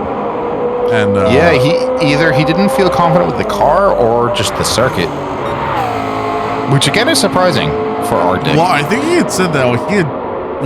The GP circuit's one thing. I'm sorry to interrupt you. Steezy carried too much speed once more around a left-hander, went off in the grass. I'm sorry, that was Crispy this time. Let Steezy get past. Ed Marino is now past, who is closely following them. It was a very similar situation to what we saw last lap with Crispy and Steezy. So, yeah, they kind of swap places. I'm sorry, they're driving the same car with similar colors on the rear end. So, Delps, yeah, we are finishing up. This is the last race in the season. We're going to take a break until the start of next year due to the holidays and everything, and everyone could probably use a break. It's been a long season. It's easy to see getting sloppy and letting Marino just fly by him without a problem. Good job at Marino for keeping it on the track, man. And Steezy, though, it didn't seem like he is suffering too much, but Crispy's behind carrying a lot more speed than Steezy. Might have a look, but it's so narrow. The cars barely fit two side by side, so you have to pick your place to pass. Yeah, it's a bold move. I wouldn't do that without any curb there, man. You've got grass on the outside, like you have no safety net. Yeah, I think unfortunately you kind of have to be patient. And I mean, these three have been together for quite a while. Crispy has a moment and sends it into the grass. Now it's on the other side of the grass. That's unfortunate. He is going to be out of that fight for now with those two. He's doing a really, really good job with keeping up. But it's just, you know, one bad input leads to another bad input, and then you're 2.5 seconds behind. Yeah. You know, I'm just noticing now, and I had a feeling before. You know, you mentioned the who wants to lead the race or going into the night. I'm just seeing the difference that you have so much more light with your headlights and the person behind you. It's probably playing out into those in front's benefits. Now, I'm using the chase cam just because it's not being streamed and it's easier to see a bit more what's going on. But it's amazing to see the difference. So Tony Cal, when Mousse is behind him, is benefiting. Definitely Steezy and Marino and Crispy, whenever they're fighting that back and forth, you know? Yep, yeah. Mousse looks like he's gone wide a couple extra times. And Tony Cal also actually dipping some tires into the grass here. It's hard, man. These are some long laps, and I mean, we go this quick and everything. It's, you know, especially in the dark, like we keep on saying, you miss your turning points, your braking points, everything else. It's yeah, the track looks so different at night. Exactly. It's hard to tell exactly where you're going. I mean, it's so easy to just bin it and throw it into the wall because you're not familiar with it. Yeah, and you know, drivers often will memorize tracks that they're driving, but this, I mean, memorizing this is just something else. You know, I think back to when we were musicians, memorizing pieces was hard enough, but memorizing a track like this, where you're expected to go as fast as possible, especially through the night, I mean, it's just wild. Professional drivers are just built different, you know what I mean? Yeah, you're right. Steezy getting tires in the gravel again, going a little bit wide. Arctic had a moment as well. So, like we said, everyone's going to be having moments here and there. We were expecting it, and especially with the race starting so late in the evening and heading into the dark pretty quickly, this is going to be the hardest part of the race for everyone involved. Yeah. This is, sorry? Tony Cal and Mousse. Mousse's tires look considerably better than Tony's. Tony's got about a 1/3 life left in his front tires, not looking to pit. And notably, his fuel is just above 1/3 left. Making you wonder if he's just going to go on softs this entire time. Did we remove the compound change requirement for this race? No, it's still there. Okay, so I mean, he's been trying to last 3 laps total with these softs, man. I mean, he could do another stint and then swap to mediums or hards and try to get another lap out of those. But if it's a fuel-based thing, then as well, that's a tough decision. Yeah, I mean, Tony Cal's also one to strategize, right? So he may enter a fuel-saving stint where the mediums work out better for him, you know?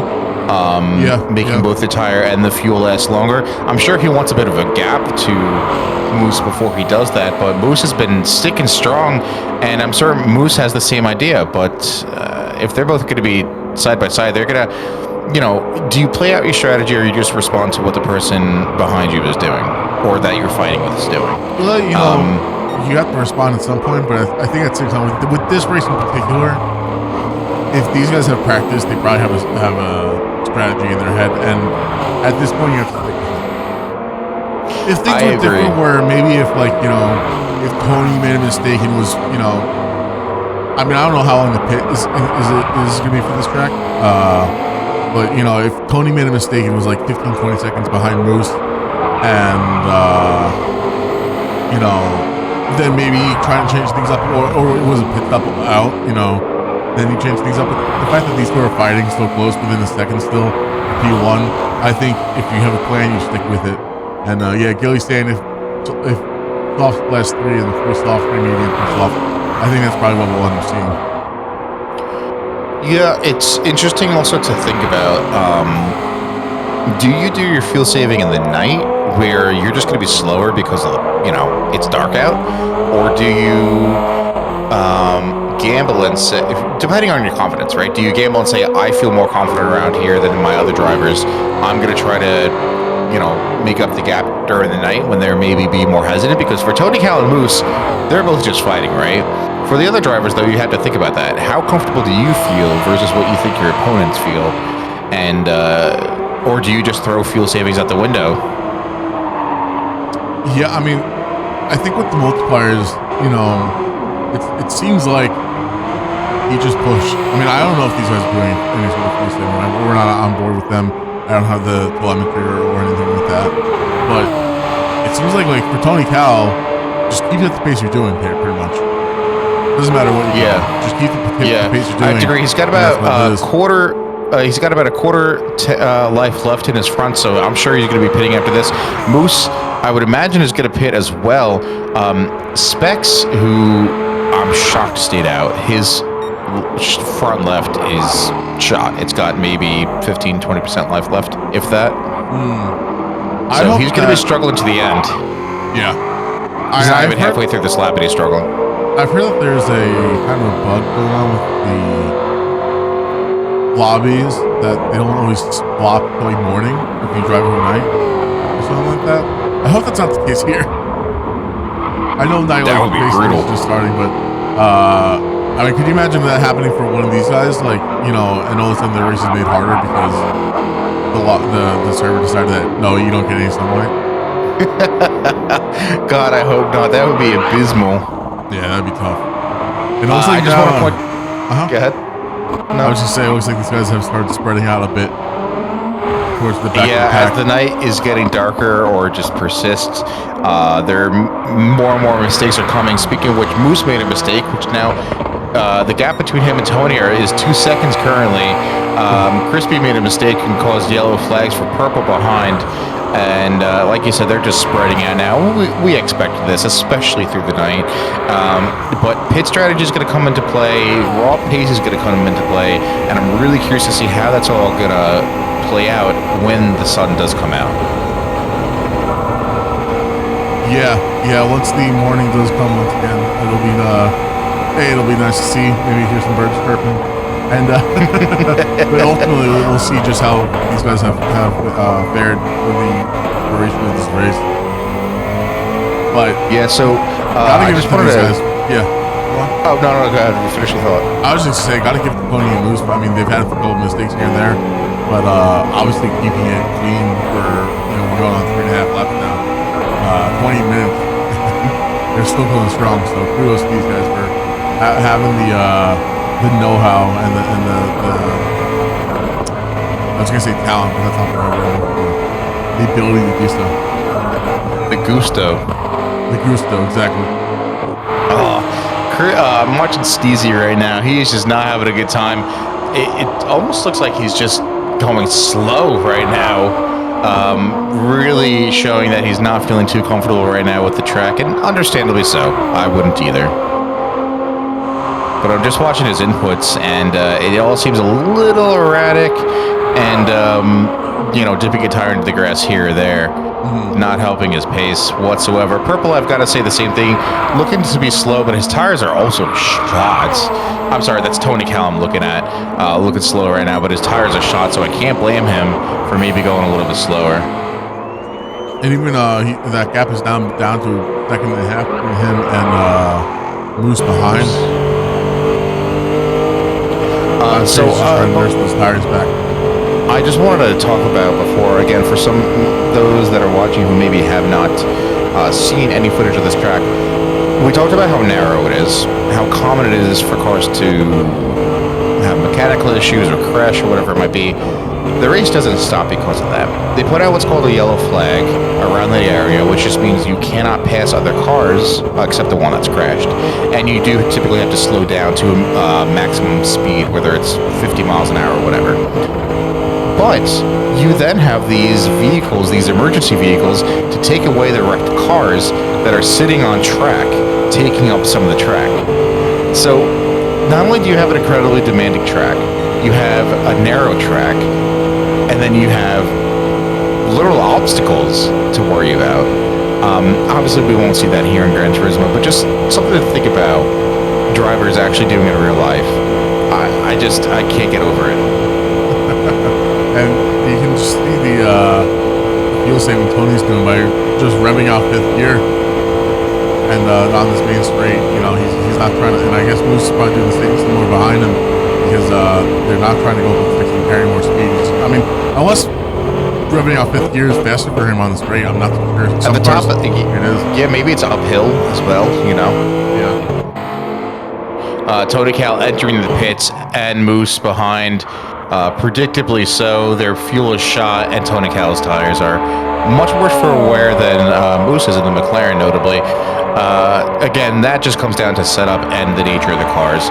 Tony Cal holding fastest lap currently in 809.778. Mousse's fastest is an 810.4. Not too big of a difference, realistically. I mean, big enough, obviously. But, yeah. Mousse has made a couple of mistakes. His last lap in 820, well, both of them because they had to enter the pits, but we'll have to see what they do. Arctic entering the pits. His fuel is shot. His tires still look good. Would be surprised if he doesn't go to softs. Yes, I was going to say Arctic is on mediums. Specs, predictably, his front left, absolutely no life left in it. And all these guys, I think, are going to be pitting because of the fuel. Yeah, I'm sure we'll be seeing everyone basically on a very similar pit strategy. Now, Tony Cal came back out on softs. Mousse is on mediums, so Tony Cal is definitely going to be trying to make the best of the stint. Again, he doesn't know that, but I'm sure he's going to see his pace and the gap increase between him and Mousse due to that. Well, he won't see that either. He's only the only thing he'll see is hopefully the rear view image of Mousse's headlights being a bit further back than usual. And less light. He's not going to, like I said before, he's not going to have Mousse's headlights lighting up the track for him. That's true. Maybe that'll impact his race. But it does look like at least. It might be when it looks like the light is coming up a bit, when the sun's coming up here, and looks like the rest of the grid is pitting as well. Or was that just a trick of the light? Easy as it. Come to the chat, Sayo, after this track. You gotta put up the good fight, good sir. You got another half of this race left. Yeah, we are at the halfway point. Roughly. Obviously, yeah, roughly. Again, it's a long race. It's estimated to be about the same time as our usual races. But for the drivers, man, they've got to be feeling it. As easy, obviously. As predicted, actually, Arctic did come back out on the softs. Maybe just wanted to get his soft stint out of the way, knowing that it was going to be dark towards the start of the race, too. I'm curious to see how his pace increases. And we know it takes one mistake for people to really, maybe catch up, or maybe not one mistake, but it could be a catastrophic one and really cut down on the gap. And then as the sun comes up and the track warms up too, and it gets rubbered in. So there's a couple of factors that we have to think about as well. The sun coming up means the track's going to warm up, and I would imagine then the tires are going to have more grip. But the track also gripping up because of the used rubber, getting put down on it, should give these drivers a bit more confidence as well. So we'd see those track times coming down most likely, and again, really curious to see how it might impact the race, and those that are not Tony Cal and Mousse, and see what kind of pace they're going to be getting. Yeah, I think it was funny earlier, Marino saying he was like 30 seconds off the pace of Mousse. And even though you can see that his last lap was 8:47. Previous one was 8:46. Well, that was the first time. I'm so used to seeing more lap times come through before we pit, but that's it. Yeah, I know. It's very odd to see. I just have to point out, this may be a glitch, but I'm not seeing it for anyone else. Specs refueled but didn't change tires, but his tires have no life left in them. Bro, if he made a mistake, stop it. Hold on, I'm going to turn that on real quick.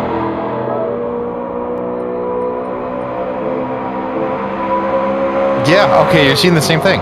Oh, no. That can't have been, dude. You have to physically choose not to change tires. No, dude. Not like this, Specs. Oh man, I wonder, dude. Did he make a mistake? Yeah, we're about to hear about that. Up front, Mousse is closing the gap to Tony Cal. So whether it's the sun coming out up that's helping Mousse be more confident, or just Tony Cal, maybe the softs not giving him the pace differential he thought. We'll have to see how it continues to evolve. Or it could just be the portion of the track. It could be a portion of the track. Could be Tony trying to make those last a little bit longer. Who knows? Yeah, that's true too. A variety of things for sure. I mean, now that Tony's got that first thing done, right? He's got that data to kind of think about what he wants to do next and how he wants to use the resources available to him. Resources meaning fuel and tire. But at the same time, we see that gap increase all of a sudden. So who knows, man? It's so hard to say. It's so hard to say at this point. It's these guys are fuel saving when we don't think they're fuel saving, and they're not fuel saving when we think they are, and because of the lack of information we have. I was just gonna say the lack of data and info we have really hinders us. Now, the only fight we're really seeing on screen right now is, well, I would say fight, but that gap is massive right now between Mousse and Tony. Marino catching Crispy. I wonder if Crispy had a moment, or Marino's pace is just there compared to Crispy's. Again, we can only go by really one lap. Their fastest laps is about 4.2 seconds off.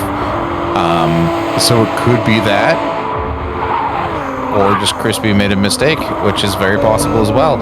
Even when the sun comes out, mistakes will happen. Oh, it's bound to happen. But I mean, it's so nice seeing the new day come. It really is. Oh man, being able to see everything on track now. What a gorgeous track. What a wonderful place to be. Well, we say that. Demon spins around. Come on, my man. Oh no! Look, these car takes off half the track, went sideways. Well, we'll see that time plummet between him and Steezy. I mean, thankfully, he had quite the gap built up. Yeah, that's for sure. He's got some rear damage. That'll go away. Damage is on light, which, again, for those of you, Diddy and Jest, damage will go away after about 30 seconds when it's on light damage, contrary to normally we run heavy, and you have to pit and choose to repair it for it to go away. So, yep, it's already gone for Demon. He's got his full pace back, and hopefully he doesn't spin out once more. I mean, it looks like he only lost about 10 seconds there, which honestly could have been way worse. He had quite the gap built up. So, good job to him for doing that. I mean, he's been running a great race so far. I'm going to stop looking at him to not curse him. We'll jump back with Steezy in the Loctite GTR. It's got about 4.5, 5 seconds between himself and Crispy in 7th. Again, just trying to run his own race right now, trying to catch Demon. He had to have been a bit excited to see that time come down so suddenly. But Steezy sends it too fast into a turn, visits the grass a little bit, but this doesn't seem like it affected him too much. That's what I was going to say, We've seen him put tires in the grass a decent amount so far. As he's getting sideways again, his rear tires, I've said this before, he's been losing the rear on slow corner exits like the entire day, but especially he dipped his tires in the dirt before. They're dirty, so that doesn't help him at all. Dirty tires mean less grip, means less go-go. I wonder if that's a setting in the LSD he could change to allow him to get some better get some better acceleration out of the corners. Yeah, I was thinking it could be a setup thing as well. But I'm surprised he would change that, considering this last race. Again, he was a latecomer. He is fighting Steezy for, he's fighting Crispy to move up a spot in the overall championship. As we see Crispy behind him, the two GTR brothers. Crispy, I don't know what to say. I'm impressed. He's having a good race for a track that has. He goes in the dirt. The cast occurs once more. His tires are so dirty, and now Marino has caught up. He's right behind him now. Christopher's got dirty tires. It's not going to help him. Jump on board with Marino I'm on board with purple. No, I'm on board with purple because right now his race can't get any worse. And so if I curse him, I don't feel as bad. Purple, man. Purple's just he's just here for it. He's just got a vibe and make it through the end of the race. I feel bad, man. I don't want to ruin anybody else's race. Purple's just. Well, I'll tell you, because Marino's going to have an overtaking. Crispy has increased the gap once more, but it's the only combat we're seeing on track right now. As Tony Cal has finished another lap, and Arctic and Mousse, they're underway once more. I'm going to keep an eye on Specs while you're watching them. I need to make sure this man pits, otherwise I'm going to call the police. All right, we have to ask him. He's in the pits. Okay. He's in the pits. He made a mistake.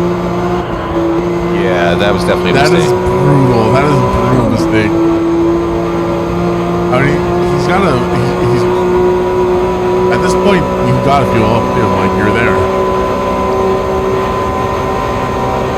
Always the point of not doing each other, you know? Yeah, I really don't understand. And he's going to fuel up as well, which he does. It makes no point not to. The only reason I can see him not actually... Specs. What did Specs do? Oh, yeah. First X by accident. Oh, boy. Brother. This guy stinks. I mean, hey, had a big enough gap that he was able to... He's now on a different strategy than everybody else. Yes, he's now on a different strategy. He went on mediums, so that should help him out. Now, I did just have this thought, that Jag is terrible on his tires, as we saw. By lap 2, they were pretty much dead, and then he chose to go a third lap. He could not fuel up the entire way and go on softs, but I think in the end, it's going to be worth his time to make the mediums and the fuel last a full pit stop. I think that's where he'll have more pace, because are you going to spend more time in the pits, or are you going to spend more time actually going around the track? Now, he's over a minute behind, or just over a minute behind Arctic. He just wants to keep P4 at this point. But that gap he had to Demon, dude, it takes one or two mistakes of Specs, and he's going to give up P4. And he's a pit stop ahead of everyone now, for no benefit. Yeah, he got that extra pit stop for really no reason. That's a big oof if I've ever seen one. Lay off the potato vodka, my guy. Or the Jameson in this case. Looking at his livery. Oh, Jameson. Yep. Yeah, that's how I feel. Exactly. We'll have to keep our eye on Specs and see the gap between him and Demon. Hopefully Demon doesn't make any more right when he shouldn't, and maybe he'll catch up to Specs. We'll see. We're on board right now with Arctic, who again is just running his own race, man. He's just here to secure third position. If Arctic didn't show up today, he'd get fourth, because Gilly would have taken third, and Gilly didn't show up for race either. Yeah, I mean, really, Winter's not here. Winter's 10 points behind Arctic, so it really wasn't going to happen, considering the two of them always finish in the top 5 or 4. Well, yeah, the top 5 realistically. But Arctic showed up. He's going to get P3.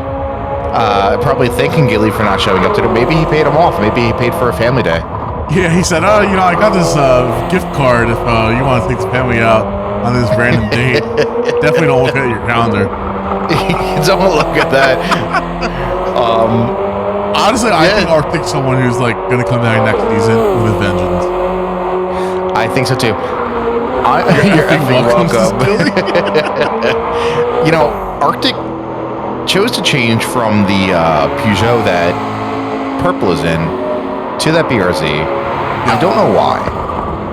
I truly don't. I didn't think either. I mean, I don't drive as much as the other guys, but I didn't think either of those cars was like particularly great.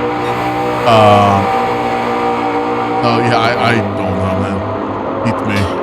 It just surprises me because he was doing so well. But maybe he just wanted to do something different, or a greater challenge for him. Considering that, I will say the Peugeot feels fantastic to drive. I think. I did some testing of my own. Probably 2 months ago at this point. I did like it a lot. The BRZ can be a handful. Obviously, we saw it in preseason testing. It can be quick as well. Who was the specs that was rampant on it, and then he chose to drive the Jag for whatever reason. Bro, the Jag. That's a choice I never really like driving the Viper, man. Just the choice that I want to make because I love the car. Who would drive the Viper? Oh, Pato. Oh. Well, I was gonna dunk on Delp, but it wasn't exactly his choice to drive the Viper. Yeah, that's fair. That's fair. I mean, it was, but it wasn't. So right now we're seeing this race play out. Everyone's kind of in their own race. Marino, I guess Crispy made. Marino could not catch up to Crispy. Maybe made a mistake. Is now 13 seconds behind Crispy. Definitely looks like mistakes were made. And Tony Cal is currently 4 seconds ahead of Mousse. Yeah. On the faster compound, of course. But I've been keeping an eye on Tony, and he's just putting up purple sectors. So it's going to take Tony to make a mistake, man. It really is. This man wants both championships. As we saw last week, he won the MX-5 Cup, and he wants both. And right now, it's looking to be good. But again, he has yet to do his tire compound change, and maybe that pace difference is coming in to play with the tires because the fuel rate is not matching the mediums. Anyone probably expects his car because that Jag. I would wager to say if you're driving the Audi R8, that would be another one. Yeah, probably. Maybe the because Viper? that's also the Viper as well. Yeah, those are cars that we know aren't great with their tires. The Jaguar is especially disappointing for me because that F-Type is one of the best looking cars I've seen, and it's just miserable to drive in the game. Yeah, it's unfortunate. It is unfortunate. I just wanted to send a message out to Moose real quick. Listen, man, I have Tony's wife's number. If you send me an amount of money, I can make things happen to anything's internet. Just throwing it out there. He's got 2 dogs that could chew on the cable. He's got a kid. He's got a kid that could yank on it. Maybe think about that when you pit next time. Actually, if it's still in the same place, in his kid room, if baby Tony Cal is down for nappy poo, things could happen. Just saying, just throwing it out there. Hit me up with my slide into those DMs if you want something to happen to Tony Cal's instrument. Anyway, back to the Tony Cal rounding. What'd you say? Sorry, the camera just panned to the crew on the sidelines. I don't know why. I was just gonna say, as you went on board with him, Tony Cal rounding up his 5th lap, an 809.6. For reference, Mousse on those mediums ran an 811.7. 2 second delta between the two of them. Yeah, between those tires. I wouldn't be surprised if it's the tires that make the difference. Yeah, me too. I mean, Mousse was on the softs previously, and his fastest lap was an 8:10.4, so 1.3 seconds off the pace. I don't think it's terrible. Now, again, that was in the night, and I'm curious to see what those mediums can do. Yeah, I also wonder how the drivers maybe change their setups for the sprint versus this, if they were able to. I would imagine Tony Cal allowed them because they're 2 very different tracks. Yeah, I don't know. I mean, I feel like you would want... I mean, there's a straight on here, but it's not the greatest. I mean, it is pretty long straight, I guess. It's a long straight, but considering the rest of the track. I wonder, is this the track where you make up most of your time in these corners? If it were me, I feel like I would go more so for having a car that was better handling and was able to tackle the corners better versus having something that was just fast and straight line. Yeah, I would go for higher downforce for sure. I would want that comfort.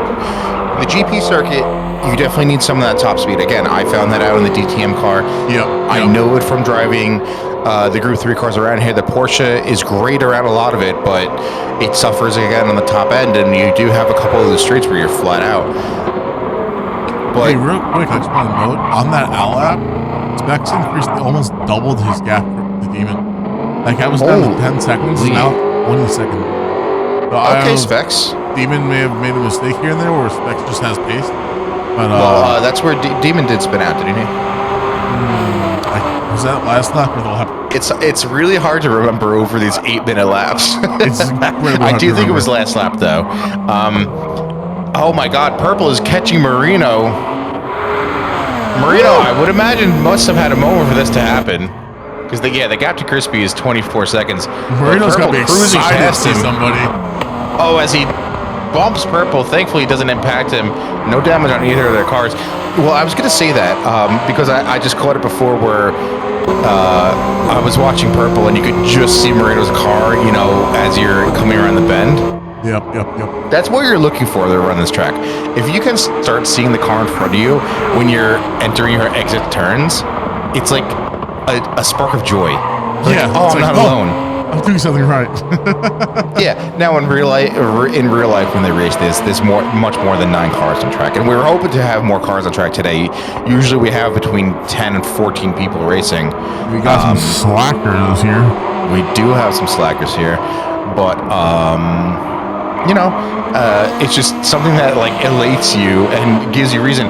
Mousse, I'm seeing as well, can just see Tony Cal off in the distance. Less than 4 seconds now, that gap coming down slowly but surely. Tony Cal's tire is definitely falling off, and I think that's probably why Mousse has got the better compound now, as Tony Cal's front tires are down to 1/4 life, and Mousse's mediums are just fine. Mousse has a giant moment! Crashes into the barrier. And Mousse, once again, I'm just throwing it out there, slide it to my DMs, man. That is huge for Mousse. Never mind. I take everything all those Mousse back. supporters out there, I am sorry to report that this man is crashed. He is now 8.5 seconds behind Tony Cal. Not the biggest gap in the world, not by any means. And Tony Cal is still someone who can make a mistake, have an internet issue go out. His wife comes in hitting him with a broom. And the possibilities are endless. I'm just saying, give me a call. So here's my thing. If a tank of gas is... Tony Cal has a moment! He sets up at the barrier! What is going on here? I don't think it was as detrimental as Mousse's. I don't think so. But, that gap still, it's evening out. Let's see what it's coming down to. Okay, 6.5, 6.2, 6.1. Oh my goodness. That was ridiculous to see. Oh man, listen, it's still coming down now too. If you were Mousse, you're happy now. Yeah, really. That was quite the roller coaster in the last 30 seconds. That gap is still coming down. Look how close it is. If we don't move forward with Mousse, we were talking about seeing Tony Cal a few corners ahead. But now it's back down to where it was pre-Mousse crash. Almost, right? Well, I said it was below, yeah, and he could just see Tony Cal off in the distance. Yep, that's gonna make him happy because he didn't know Tony Cal spun around. That's right, you can't see anything in VR. Yeah. I'm surprised that they allow you to see the track in VR. To be really honest with you. That and shadows and stuff. It's honestly pretty shocking that they allow you anything. Well, it sounds like there's a shadow glitch with the shadows too. Yeah, it does. Where it just does. It takes. Well, actually, that's a new challenge mode. The time is still coming down though. It's got to be the tire compound difference at this point. Tony Cal's tires are still at that same place that they were before, but he doesn't have the confidence in them, and understandably so. I think so. Now the question is, Tony Cal. If does Tony pit now? He's got to. Take them to the He's not gonna have the fuel. Right. How's Moose? Neither of them are going to have the fuel. So this is something that actually maybe would have been, again, we have more information than the drivers do. But if Moose could have fuel saved, he could have offset his pit strategy to Tony Cal. Because his mediums have plenty of life left, but now he's at the point where, like, yes, he's closing the gap, which is great for him, but he's going to have to pit just for fuel. I wonder, though, do you just pit for... If I were him, I'd pit for fuel and stay on the same mediums. Well, how much life do they have with him? He's a quarter through. Wow. He's got plenty of life left that he could do another stint. That is a massive difference. Yeah, it is. Now, that McLaren is more kind to its tires than Tony Cal's Lexus. That would be interesting. I wonder, would he be able to... make the rest of the race, or do you refuel and go for softs at the end? I would go for softs. If he's going to... Yeah. Well, actually, that's tough, because the softs are going to last... Actually, no, he did 3 laps on the softs before. Well, yeah, so I'm saying if he only refuels and keeps those mediums, does he do a final pit stop for softs? He'll have to. If he keeps driving at the same pace without fuel saving, the fuel's only lasted 2 laps. 3 laps, I'm sorry. Oh, we'll have to see what he does. I feel like he doesn't have that information. I get the feeling he's probably just going to go ahead and swap back to softs. I would love to be proven wrong, but he's got to see the pace difference now at the end of the stint, because obviously he knows if the fuel's lasting 3 laps, everyone's on besides Specs, is on a 3-lap stint. But if he, even if he's on another, fuel up enough for 2 laps, you don't run the risk of running your tires ragged. He's coming to the pits. We'll see what he does. But I was going to say, you don't run the risk of running your tires ragged, but you still have the pace benefit. Yeah, very true. Well, we'll keep our eye on those tires. You'll have to let us know what tires he ends up using. We jumped back with Purple, who's now got a 6-second gap ahead of Marino. I say that gap only jumped down to 5 minutes. Marino, not being comfy around this track, man, is the only thing I can imagine. Unfortunately for him, I think so. He's currently fighting Purple for that position in the championship. And it's someone we expected more pace from. And this is not me shit talking him, but he's just proven to be rampant. He should be better. I expected more. Yeah, no, you're right. So Tony Cal and Moose have swapped. Tony Cal is now on mediums. Moose is now on softs. I would have stuck with that Arctic calling for a Moose win as he's in the pits. Obviously, he can check Twitch out. He's calling it now. I'm curious to see what's going to happen. Arctic is now coming out of the pits. He is on racing softs, full load of fuel. He's ready. He's going to get set off. And like we said, claiming P3 in the championship, not a bad place. Arctic was also a slight latecomer, not super late, and showed that he's got pace. Fell off, I think, truly after he swapped to the BRZ. Yeah, I agree. I think part of that was in an attempt to maybe be in a less competitive car.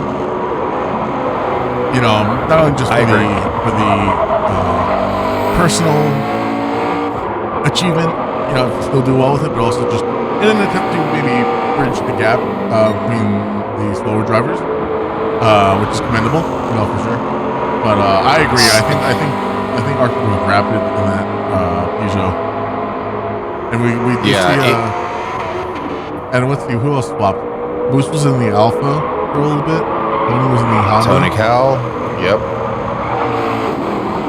So Demon has pit now. Specs is offset, right? Specs is offset. He's gonna go probably pit at the end of this lap though, which makes sense since he's a lap offset. Yeah. So he just started a new one. Everyone else should be coming to the pits. Yeah. Mm-hmm. It's just the fuel. The fuel's lasting 3 laps, and even people like Tony and Moose that did testing, and they're finding that the fuel's not lasting. The gap to Tony is now between 1.5 and 2 seconds.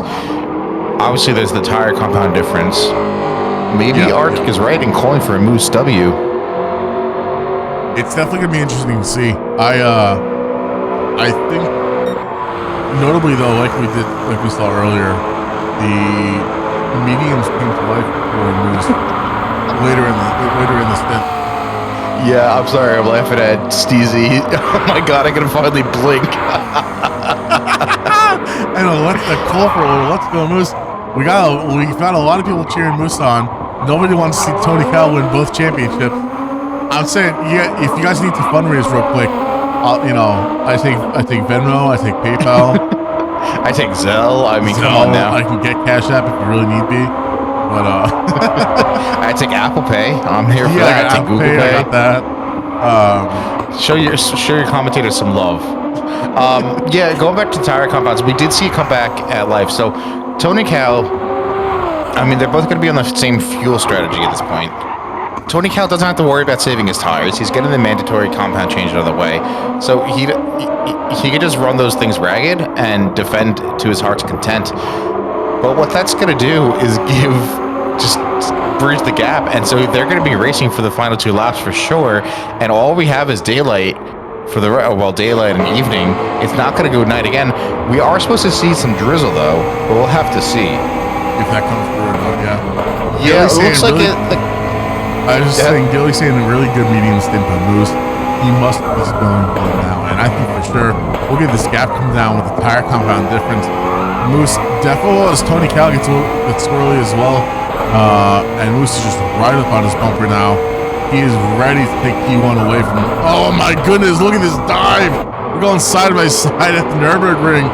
This is some scary stuff, man. I was going to say, though, the benefit now that Tony Cal has is he's been leading this race. Moose had to catch up, but Tony Cal's going to be right behind. And so when Tony Cal does go back up, well, number one, when his mediums come back to life, or I should say overtake the grip of the used softs, and at the end of the stint, they're going to be, unless barring any mistakes, they'll be side by side. And they're going to race it out for the last 2 laps, and it's going to be, I just can't believe how close they've been for the majority of this race. Man, honestly, if Tony Cal hadn't screwed up and ended up in the dirt, in the wall, the last lap, things would be definitely way different. Gilly's saying, I agree. On those softs, though, he has time to overtake. I think Mousse can play the patient game. I wonder how much Tony's also trying to maybe do a bit of save up. He doesn't have to though. Those mediums are far outlasting fuel. Yeah. I mean, you don't want to beat them up right away. Yeah. But yeah. Now, speaking of catching up, Crispy is catching Steezy slowly but surely. The gap between it's coming down now. It's under a second. Really curious to see that as it evolves. Are these guys both on the same compound tires? Crispy is on mediums, whereas Steezy is on softs. Wow. Yeah. Curious to see. And Marino has a 3-second penalty for crossing the pit lane, most likely. Oof, that is some insult to injury, man. Absolutely. Yeah, Gilly raises a good point. He's got the time to overtake, like you said. Definitely agree. I mean, he's gonna, as long as he stays within Tony, he's gonna pass him on the main straight. That's for sure. We know he's got the grip. He'll have the slipstream, and I think that McLaren's got higher top end speed than the Lexus, as I have referenced to before. It'll be a no-brainer, and then he'll have fresh air, and then he can really put the hammer down, and use the pace of those racing softs to his advantage, and try to build a gap before they fall off too long. Will he come in the pits at the end of this lap? Will he come to the pits? Because they're gonna have to pit for fuel, and he could choose to throw on new softs, refuel, and run the last 2 laps. I mean, that's an idea as well. Yeah, that's very good. Tony Cal is doing the shortest medium stint ever. Yeah, just getting it done and trying to keep Mousse behind as long as possible. Mm-hmm. That would be an interesting strategy, actually. Yeah, it would. I mean, we've seen Tony Cal often in races run the one tire compound into the second to last pit stop, I think, right? Yep. And then he swaps. Well, he wouldn't even have to fuel up, would he? What's that? He wouldn't even have to fuel up. Yes, you will. It would be really close, to be honest. Yeah. They're coming down the main straight now. Moose is going to fly by Tony Cal. I don't think either of them are going to pit. I think Tony Cal is going to make the best of this tow, perhaps, and just try to stay behind Moose. But again, I'd be curious to see, because this is where the strategy is going to come out. As the slipstream, because of this giant straight, is coming through. And this is a brave point. This is coming side by side down here. Tony Cal is ahead slightly, and he rides the curb, and Moose just gives him the place up. I mean, Tony Cal had the better line. Really good driving by both these guys. There should be no more pitting. You're right. You're right, Gilly. Yeah, that's what I mean, like I said, unless, you know... Except for specs. Except for specs. Oh my gosh. These guys are going to keep it so close to the very end of this race. But I got to say, barring any mistakes, man, it looks like maybe end up being a Moose W. Or it comes down to across the line finish, you know what I mean? You're thinking it's a Moose W? I'm still thinking Tony Cal. It's anyone's. It's either, I mean, it's really tough. It is tough. Just looking at the fact, though, we saw the pace of those mediums come through once Tony Cal's softs were below half-life. Yeah, but the McLaren of Moose is also better on the tires. That's true, too. That's true, too. Yeah, I mean, you raise a really good point, actually. Moose's rears are in worse shape than Tony's tires, but everything else, the fronts are even. And there's that tire compound change. That may be something to do with the brake bias as well? Yeah, brake bias, their setup, you know, how hard they're pushing. Obviously, Moose has been pushing, though. That's true, too. But if it is brake bias, then, you know, that's something he can change on the fly, and that can help him for the last couple laps. Yeah, absolutely. Moose has come in for the final pit stop of the race, as he was offset. Tony Cal making a mistake, that's it. That's what Moose needed. That's all Moose needed. Obviously, he's not too far behind, but that's going to give him no help to stay in the lead. He's gone the mediums. Now he's going to be hoping here to stay tidy. His tires are dirty, though. He's going to try his best to hold on. We saw it before with Moose being able to catch up to Tony Cal as the sauce of Tony fell off previously. But what can Tony do to keep it? This was his race to lose. Is everyone going to prove me wrong? Everyone's been rooting for Moose. I called it for a Tony win. I thought, I mean, listen, I said it before as well. Based off the last couple of weeks, Tony's really been turning it up. But I mean, Moose has got first place right now. He's looking like he might be on the better tire strategy as well. He's 2 seconds up, not a lot of time, and we've seen that time come down before. We know Moose has made a mistake here before. Tony did it seconds later, but yeah, man, this is it's coming down to the last bit of this race, and again, kudos to both these drivers for being prepared for this weekend as well, but like giving us this close racing for the most part, you know, this entire 8 laps so far. It's I had to agree. You know, they both have been doing absolutely fantastic, and I mean, again, I'd be happy with either one of these guys winning. The fact that the entire championship comes down to a single. I have to agree, and I know in their previous league they were teammates. That is obviously no longer. They are competitors, they're enemies, and they're just going to show how close of racers they truly are. It's really good to see, and neither of them are typically prone to making mistakes, obviously, and nor is Arctic. Arctic's had a really off day. I don't think he cares for the circuit, to be completely honest. It seems that way. I think this is his first time looking at the circuit. Well, that certainly doesn't help you whatsoever. At the same point, he probably said, I just need to show up and I'll win, or get P3. You know? Yeah. Well, since he sent that exclusive paid trip for his family, for Gilly's family. Yeah, exactly. And yeah, once again, he's in his own race. I mean, he's still getting time on Specs as well. Specs also really in his own race. Happy to take fourth, though. I'm sure he'll be enjoying that as well. Run down the board, Demon 33 about 35 seconds on either side of him. Really just, fifth place finish is solid for him as well. Goes down Steezy in 6th. He's got Crispy behind him, about 6 seconds. That gap has been opening and closing like for most of the race now. Crispy has had a moment off the track.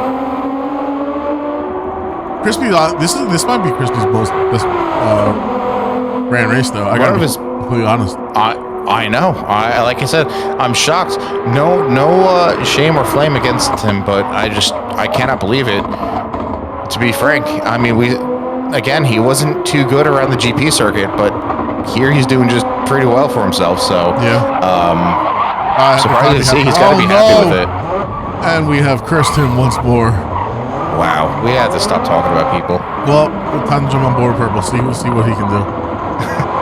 What? How you can screw up his race? Yeah, I mean, what? Let's see, Purple's now just the Crispy at the couple next corner. I just saw Crispy on the screen because as we round this turn, but he's definitely gonna be catching. Wow, this Peugeot is quick. It's quick, it's nimble, it's agile, it's small, which is something that I kind of like in it. It's like I said, it's fun. It's fun to drive. You should give it a shot. Yeah. Now, ultimately blast.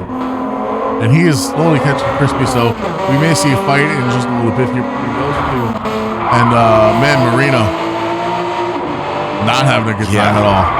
Not having a good time. Pikachu letting him down.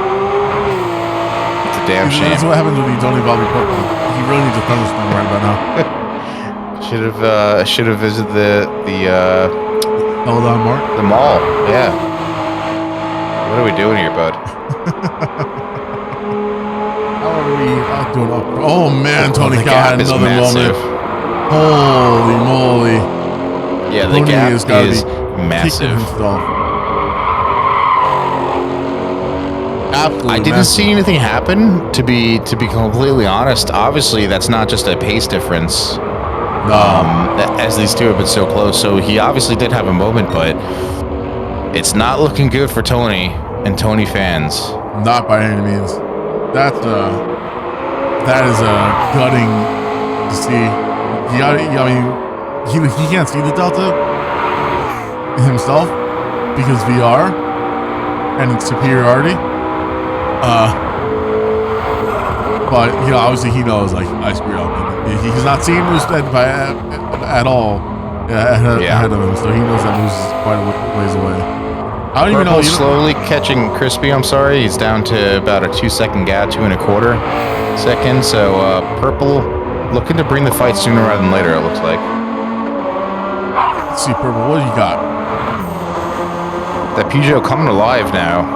Purple ends up 7th. That'd be real. I mean, listen, Purple's going to beat Marino anyway at this point, it looks like. So, Purple's are going to keep taking some more points away from Marino, and he'll be happy about that. Yeah, absolutely. Marino just not having a good race, man. That sucks to see. The Three Stooges are fighting their own battles today. Yeah, they're all separated by time, and it's unfortunate to see, but Marino's also done a good job coming in the season, and happy to see that. And we'll see this Delta coming down to less than a second now. Purple and Crispy. Purple is a man on a mission. He wants to end this race. Yeah, that's for sure. Again, kudos to Crispy for doing work today, showing up. It's refreshing to see, and I'm sure refreshing to feel for him. As Moose, I thought was going to put it on a fastest lap, does not. Tony Cow holds onto it as he crosses the line to start his final lap. Yeah, Tony Cow's time was an 8:20. Definitely some issues going on there. Hopefully he can have a clean final lap.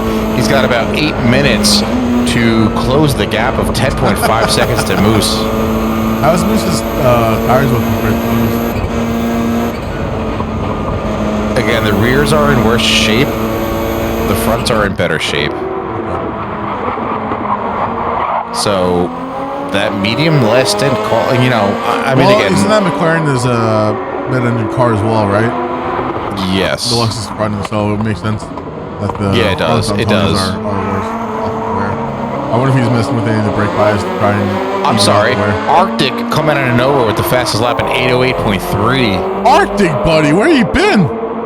Holy, yeah, he cleaned up. Who has a I'm like, what's happening here?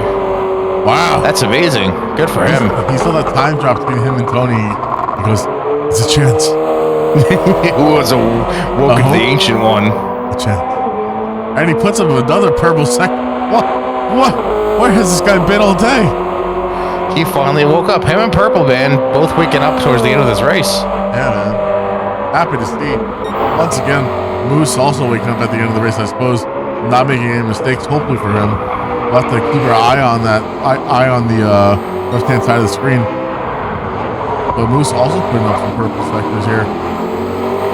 Yeah, I mean, he's on the softs. His car is, burning off fuel, so it's lighting up. Yep. He's just he's got to take it home. Again, I cannot believe we can't see the Delta, but I don't know. He's probably been looking at his rearview mirror. Doesn't see Tony Cal. Just bring it home. Yeah, he can pay for all the way home. Absolutely, he could just enjoy it. Enjoy the drive through these beautiful woods. We didn't see the drizzle though, and I wish we did see. I will say we're on board with Purple right now. Crispy had a moment where you ended up off the road and the time was down to like 0.2 of a second. But man, that GTR is quick on the straight. When you put it down, that GTR looks like it just takes off and it looks like this Uzo is just going in first base because Crispy was able to open up that gap a huge amount in this mostly straight section of the track. Not that is surprising to see. I was very shocked. Yeah, I think. Also, while you're on board, I just have to say I love the interior of this Peugeot. I think it's awesome. One of the better Gr.3 cars to run cockpit view on because it's just so open. Yep, I love it. And the camera as a rearview mirror is kind of funny too.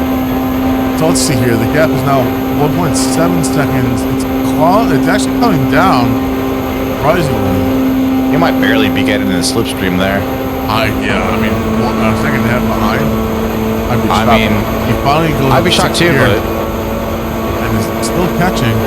Not enough, unfortunately, to be making any moves or anything like that. But the time is coming down.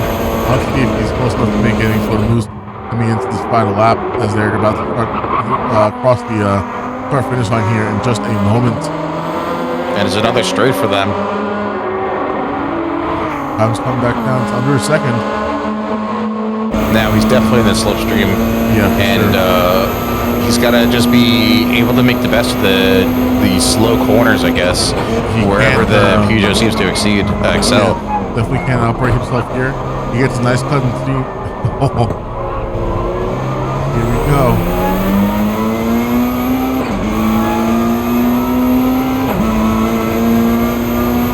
He's doing a great job though of the time is coming down, but Crispy's holding it together, and as we're not really putting the toe out of the line too much, it seems like he makes a slow mistake there, misses the apex, and allows Purple to get that much closer. 0.2 between the two of them. When it comes to this breaking point, Crispy on the inside. Purple going to try and open it up just a little bit more, but closer and closer. It gets right up to his rear bumper. I don't know if he tapped him or not, but that was mighty close. Yeah, as we didn't look like it, but. Yeah, you're able to carry a lot more speed through there. You can actually go flat out through there if you take the line just right, get your turn in properly. Even in the Gr.3 cars? Even in the Gr.3 cars. Nice. Depends, of course. You have to be brave, you know? Yeah. Well, it depends on your tire wear as well. Set up for it, blah, blah, blah. Yeah. But I thought maybe Purple would get past him before they actually enter the full track. Doesn't look like that is happening anymore.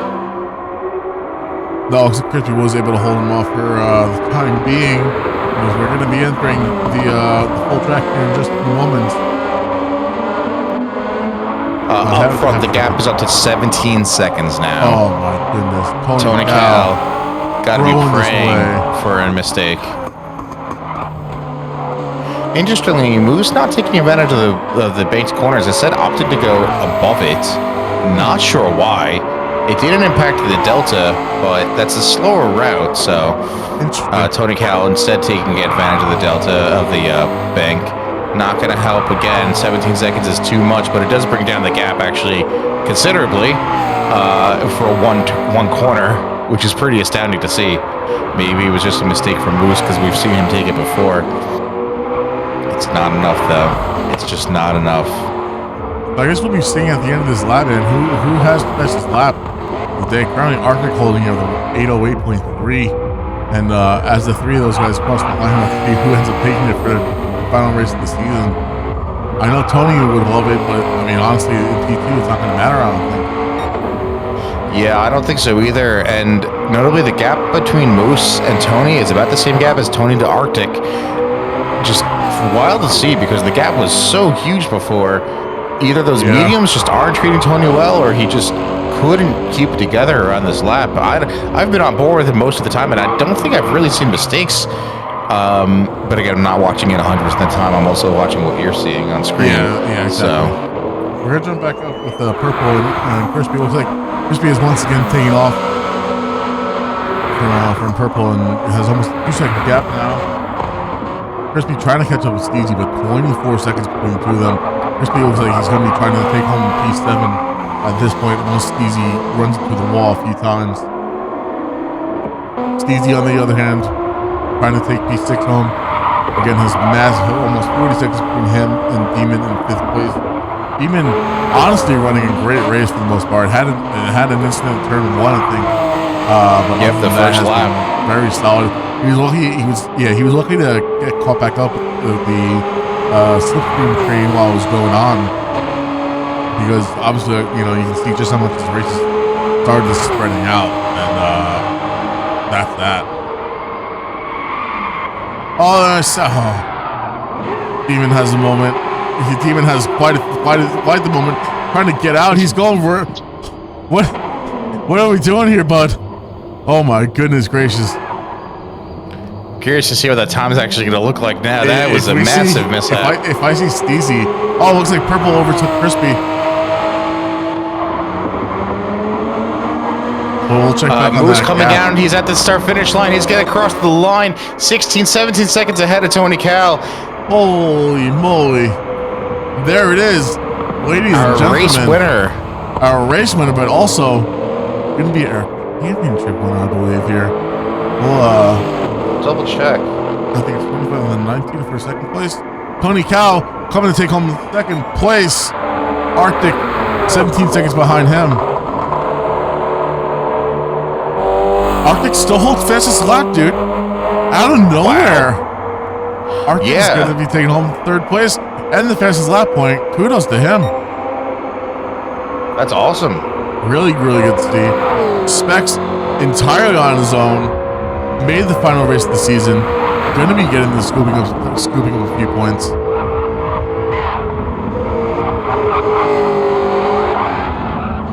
Oh, I say that he's sent it to the barrier as well, just for good measure, Yeah, man. Why not at this point, right? Why not exactly? We'll check on board with Demon. So the gap is down to 20 seconds between him and Steezy. Not enough for Steezy, unfortunately. Purple Arco now has 7 seconds on Crispy. He's going to be happy to see that. And Moreno also 13 seconds behind Crispy. So jump back on with Specs. See him crossing the line here in just a few moments. He's on this main straight. All he has to do is keep it on the tarmac. Instead, he's swerving around the place like he doesn't have a race to finish. He's just celebrating being here, I suppose. His hot spot, made it through the race, and here we are. That offset strategy, despite being a mistake, he would have had to pit again regardless. Yeah. Maybe ending up. He ended up with more tire life now. It wouldn't have made a difference in the race, but coming through. As Tony Cal, congrats to Mousse. GG for a great race and a great season. Yeah, that was wild.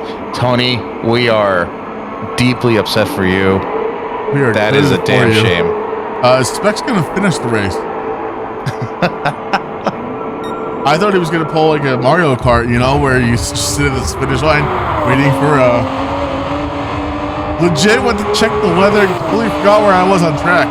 That is brutal, man. That's unfortunate. You had a really good race up until then. Yeah, it was a really good race. It would have been really close. I really thought for sure that you were going to take the win, especially with being on the mediums. But Moose's softs, man, they held on incredibly strong. I don't know how. I really do not. Yeah, I said the same thing about Tony Cal. I needed that lead to be on the worst tire at the end. Yeah. That's what I thought. You were trying to be ahead and control the pace in the race. Moose won the race. The Moose winning the race, winning the championship, man. And we are not going to have a Tony Cal sweep for the championship here at Ames first season. Moose taking home the gold. That was a great race. I cannot believe just how close it was for most of that race. I can't believe it either. Those two, I mean, they gave us most of the entertainment for that race. We saw it here and there with the other drivers, but that was absolutely killer to see. Cannot believe Tony Cal. Looks like those ribs that you made are going to be disappointment and consolation ribs. I'm sure you're going to go pour yourself a stiff drink. Yeah, it definitely won't taste quite as good. That for sure. You know what though? Kudos to Demon running 5th. It's a great finish for him as well. Purple taking home 7th. Crispy with the top 10. I know we don't have nine cars in the race, but either way, I think Crispy ran a really, really good race overall. Yeah, absolutely. Again, I think Crispy came out of nowhere. Great pacer on the full track. Not something you would ever expect from someone that seemed to struggle with the pacer on the GP circuit. Did a great job. Unfortunately, in the end, came down in 8th, was fighting with higher up places at some point. Demon not having a great time with that spinner on turn 1, but it doesn't matter. He came back into P5. That's awesome. And it was a great finish. And I'm going to see if we can get Tony and Moose in here real quick to talk about the race. Yeah, that'd be fantastic to see. For now. Good. And Demon, dude, I was like, man, this man is not having a good time getting out of this spin. I was like waiting for that time. I was waiting because the camera was on you and you could see a few corners back, and I was just waiting for like Steezy for us to see Steezy coming at you, but you had a far enough gap between them. Tony Cal, what's going on, sir? Good. How are you guys? Are you good? You can tell us how you truly feel. I'm a little gutted, I'm not going to lie. And it was a great race, though. I mean, like, he definitely kept me in his sights, especially on that middle stint. I saw Moose go on to mediums, and I stayed on the softs. And unfortunately, it was just my car was just chewing through tires when the sun was up that I couldn't risk doing soft at the end. I just don't know if they would last. I had to do soft, medium, and I was like, oh well, let me try to build this gap over here and try to get away in that middle stint, and then just coming up like after the technical, like I guess like before the halfway point, before you take that long run up the hill before the carousel, decided to, instead of waiting for the straight, I did it the corner before and went to check the weather because I saw the clouds starting rolling in, and just completely forgot where I was at on track, and not even missing my braking point, but not even braking. Like I just went straight into the wall, and I mean I was that definitely did me in because any lead I had was gone, I mean I was lucky to get away with that with not having engine damage. It was it's unfortunate, but I mean coming in. I was watching the weather pattern on the radar, and legit there was rain north, west, and southeast of the track, and it legit just like went around, like it didn't never like come over the track. So none of that drizzle that we were expecting, but definitely kind of brought us much closer together. And then, it's just trying to keep him at in my view, and pushed a little too hard, and that was the end of that. I was hoping that maybe I'd have a little bit of a tire advantage on the last lap to try to make some make some time back up, but fortunately didn't happen. Yeah, unfortunately, and we are joined by Mousse as well. Moose's tires did not fall off nearly like I thought they would, and it just allowed him to increase the gap almost. We saw over 17 seconds at one point. Mousse, congratulations on the championship win. Congratulations on the pole position and the race win. How's it feel, my man? Oh man, it feels great. Just want to say congrats to Tony on a great season as well. Me and him have similar pace and some really good racing and a lot of races between us. Sometimes we had different strategies and it wasn't always side by side, but for the most part it was just very close racing between us. But I will say probably the toughest race I've ever done in my life. Like my back is just super sweaty. I mean, just even though I knew I had a pretty decent lead going into the last lap, it's just you just have to put so much concentration into it because this track is just so brutal. You can't make any mistakes, and I know that me and Tony, we basically both had one big mistake each, and that was kind of the what tilted it right there. But yeah, to go 9 laps on this track and only make one mistake from each of us, I think that's very nice driving, I would say. Yeah, for sure. I mean, we definitely had a couple close moments, especially those first couple laps. I mean, we were right there. Like if anyone put a toe at a line, and you were just gonna get chewed up. But a couple nice runs down the main straight, both on the Nordschleife and the front of the GP. But yeah. I mean, can't argue with it. Congrats to Moose. I mean, let's be real. It's been a long, hell of a season, but they put in the work. So yeah. Speaking of what, so we have a bit of a break here coming up. We all got the holidays, end of the year, et cetera, and we did just have our first kind of weekday lobby stream where Tony, you and Marino ended up commentating, and Ryan got to do some racing. What do we have to look forward to for the next couple of weeks, and then especially next season? We got some goodies coming up, right? Yeah. I mean, we're definitely going to take a little bit of a break and start season 2 in coming into the new year, and give our drivers and our commentators definitely a much needed break and time off. But at the end of the day, we also want to drive and whatnot, so we'll still be doing just some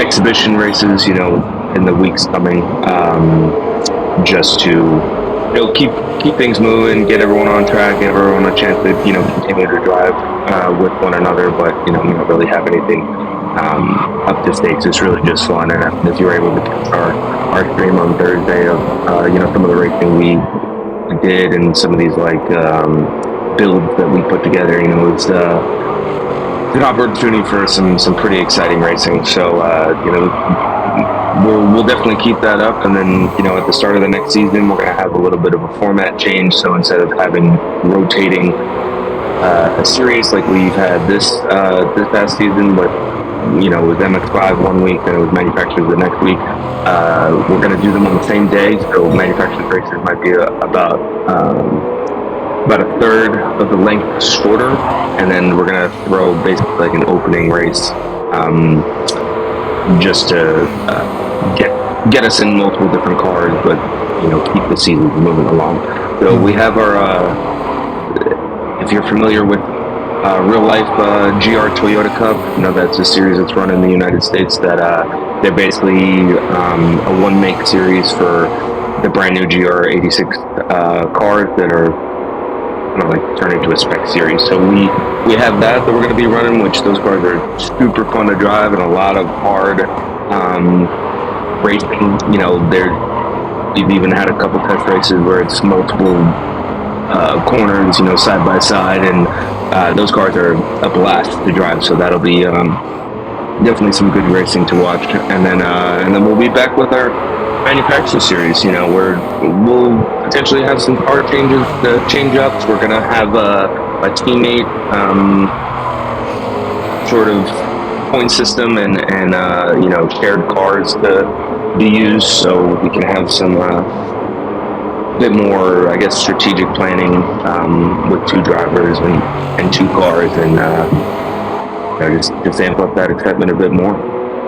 Yeah, I think the teammate thing is going to be quite the change. I'm really looking forward to it. I think especially it'll be fun pairing some of the faster drivers with the guys towards the back end of the grid, and possibly being able to get some coaching seeing the improvement over the course of the season. We've seen in these guys already, notably like Demon, Sneezy, have improved tremendously, I think, over the course of the season. So hoping to see some of that as well. And real quick before we get going, I'm sure we'll be doing some recruiting, possibly on Reddit. I think we posted on the GTC on Reddit. So we'll definitely be trying to do a bit more recruiting and whatnot. Kind of the subreddit is the main place where we've worked a good number of drivers, and aside from that, it might be just our drivers here just kind of doing sport races or just open lobbies with some other people online and sending a message to like, hey, I enjoy driving, I'm part of this league, maybe just come and check it out. But yeah, we do have a lot of guys with different levels of pace. Not everybody is where Mousse and I and some other guys that are in the league are at. Not everybody's losing a race like this. Some people are 2 minutes behind or whatever, but there's good competition up and down the grid. So we're pretty welcoming. So if someone's watching it and you maybe want to give it a crack, but you feel like you're not fast enough, then just put yourself out there, and we're definitely willing to help. And like you were just saying, some of these guys from where we started to now is impressive, to say the least. It's really fun. We heard him talking about the reverse grid, just like how long it took for us to really, the first couple of weeks, after every single reverse grid for the MX5 series, we were complaining about it, like, oh, is it worth it, blah, blah. But now it's gotten to the point where I think everyone's racecraft and has gotten that much better that for the most part, we're not really seeing those bowling accidents and everything else. Yeah, everyone's just racing etiquette is top tier, and that's the main reason why we wanted to do something like this, not just to have some good racing, but because you can't always find that everywhere in open lobbies and whatnot. So I think we've really built a good group of guys that a good group of drivers, I should say, that are committed to improving and getting better, and the competition is good. Let's be real. This first season has gone on for months now, and both championships go into the last race by negligible amount of points. What was it? 2 points split for MX5, and then 4 points for this going before the sprint. It's impressive that after that amount of time, it was that close, and it wasn't even just a close race for the championship win. You had guys that were down the grid that I think 3 or 4 guys were any of them could have taken like P5 or P6 in the championship. They still had to show up and put in their time. It's good to see. I think it's been a great group. It's been not the end of the journey I wanted, but it's been good. It's the one I wanted. I'll say that. Yeah. Well, you can go screw yourself, sir. It so good. So I'm going to have to put Manufacturer Series Champ in my name now. Go for it. You go. Yeah, exactly. Change the Discord title. I'll put MFG, I was going to say, I guess we got to hold on to that through the next season until those change. Of course, MX5 is going to become the 8.6 for the next season, so... it's something that, for anyone who wants to join, I'll be posting on Reddit to try to get some other people in there, but I mean, we're always welcoming other people, and we have reserve roles if you're not able to show up all the time and whatnot. And if the grid is filled, then I mean, it'd still be part of the community to get on track. And we do have our non-series lobbies of we're finding out weekdays to just do stuff, and whoever can hop on can hop on, and trying to have different lobbies for guys in the States versus drivers in the EU and so on and so forth. I mean, it's been great. So it's been a lot of fun, and thank you for helping put everything together, and all the drivers for showing up week after week. It's been a lot. It's been a long series, but it's been a lot of fun, and thank you for anyone random who's jumped in to watch and take part. It's been fun. So like we said, we'll have a bit of a break here coming up, but you will catch us streaming occasionally over the coming weeks. Usually we hold Thursday night lobbies. Of course, with the holidays coming up, things may change, but keep tuned on the YouTube channel and Twitch, and you will catch us once we're live, and when we get those videos up on YouTube. But man, look! I'm sorry. Look at this rub. Like, I'm watching the replay right now. This is so good. I mean, I couldn't believe it. Dude. At one point, Anthony, you were so up close as bumper. I couldn't. Like, your headlights were just blocked. Yeah, dude. And for anyone who doesn't know, like, Mousse and I are in VR. That, like, when you're that close behind, it is unbelievably hard to see because your headlights do nothing, and you're just guessing. You're just guessing your brake points. I mean, it's almost impossible. Like, you're kind of just looking at the guardrail to the side and like wondering, oh, I'm pretty close to my brake point. I should probably brake right now. So I mean, there's definitely like a lot of trust, on track with not just Mousse and I, but everyone around. Like, we're talking about not incidents and whatnot. Like, I think everyone has pretty good faith that everyone is a bit predictable when it comes to being able to follow this stuff. But I mean, epic race. I don't know if you know. I don't know if you noticed, but there was. Yeah, big thanks to you guys. I mean, you both sit here and commentate, and you're not really getting anything out of it aside from hopefully watching a good show that we're able to put on. But I mean, the appreciation for you two is high as can be. Oh, for sure. Thank you for that, and I'm happy to be doing it. And sorry, Wally, before you jump in, just for a reference for everyone, I mean, I've had Gran Turismo since April? Yeah, late March. My total time driven is 28, and this was as of a few days ago, 28 hours and 36 minutes. My play time is 151 hours and 28 minutes. I mean, it's just goes to show all the hours we put into watching the races. No, it's been great. I mean, we'll definitely get you guys on track for sure. And I think we've kind of got the streaming thing from like different platforms down pretty well. That if someone else needs to host the stream and you guys are driving, then I'd welcome that for sure. I mean, I'm sure Mousse and I would be happy to commentate and get you guys on track for sure. So. Yeah, no, absolutely. It's spread the wealth. Yeah, I gotta get good. It's been a hell of a season. I've had a lot of fun upping my shit talking game, but now I gotta get good at the game. I know. I gotta play the game a bit more, but I think we're gonna sign off with that. So as always, catch us on YouTube. I'm sure maybe over the next couple of weeks we'll see about putting together maybe a highlight for the season. Question mark? Yeah, I'm gonna definitely try to work on something that might be a bit longer than maybe our 7, 8, 10 minute highlight videos, and see if we can get a bunch of highlights together from the whole season. I know I'd love to see that. Hey, if you're watching and you want to get into editing videos, but you don't want to race, but you like cars and sim racing, hit us up. Yeah, right. It would save me a lot of time. That's for sure. That's for sure. Thank you, boys, for joining us. Yeah, thank you both for joining us. For sure. Congrats again to Moose. Congrats to Moose. Drive, man. Appreciate it, man. You too. All right, man. You're really good series champion. Yeah, for sure. And with that, we'll see you all next time. Cheers until the next season.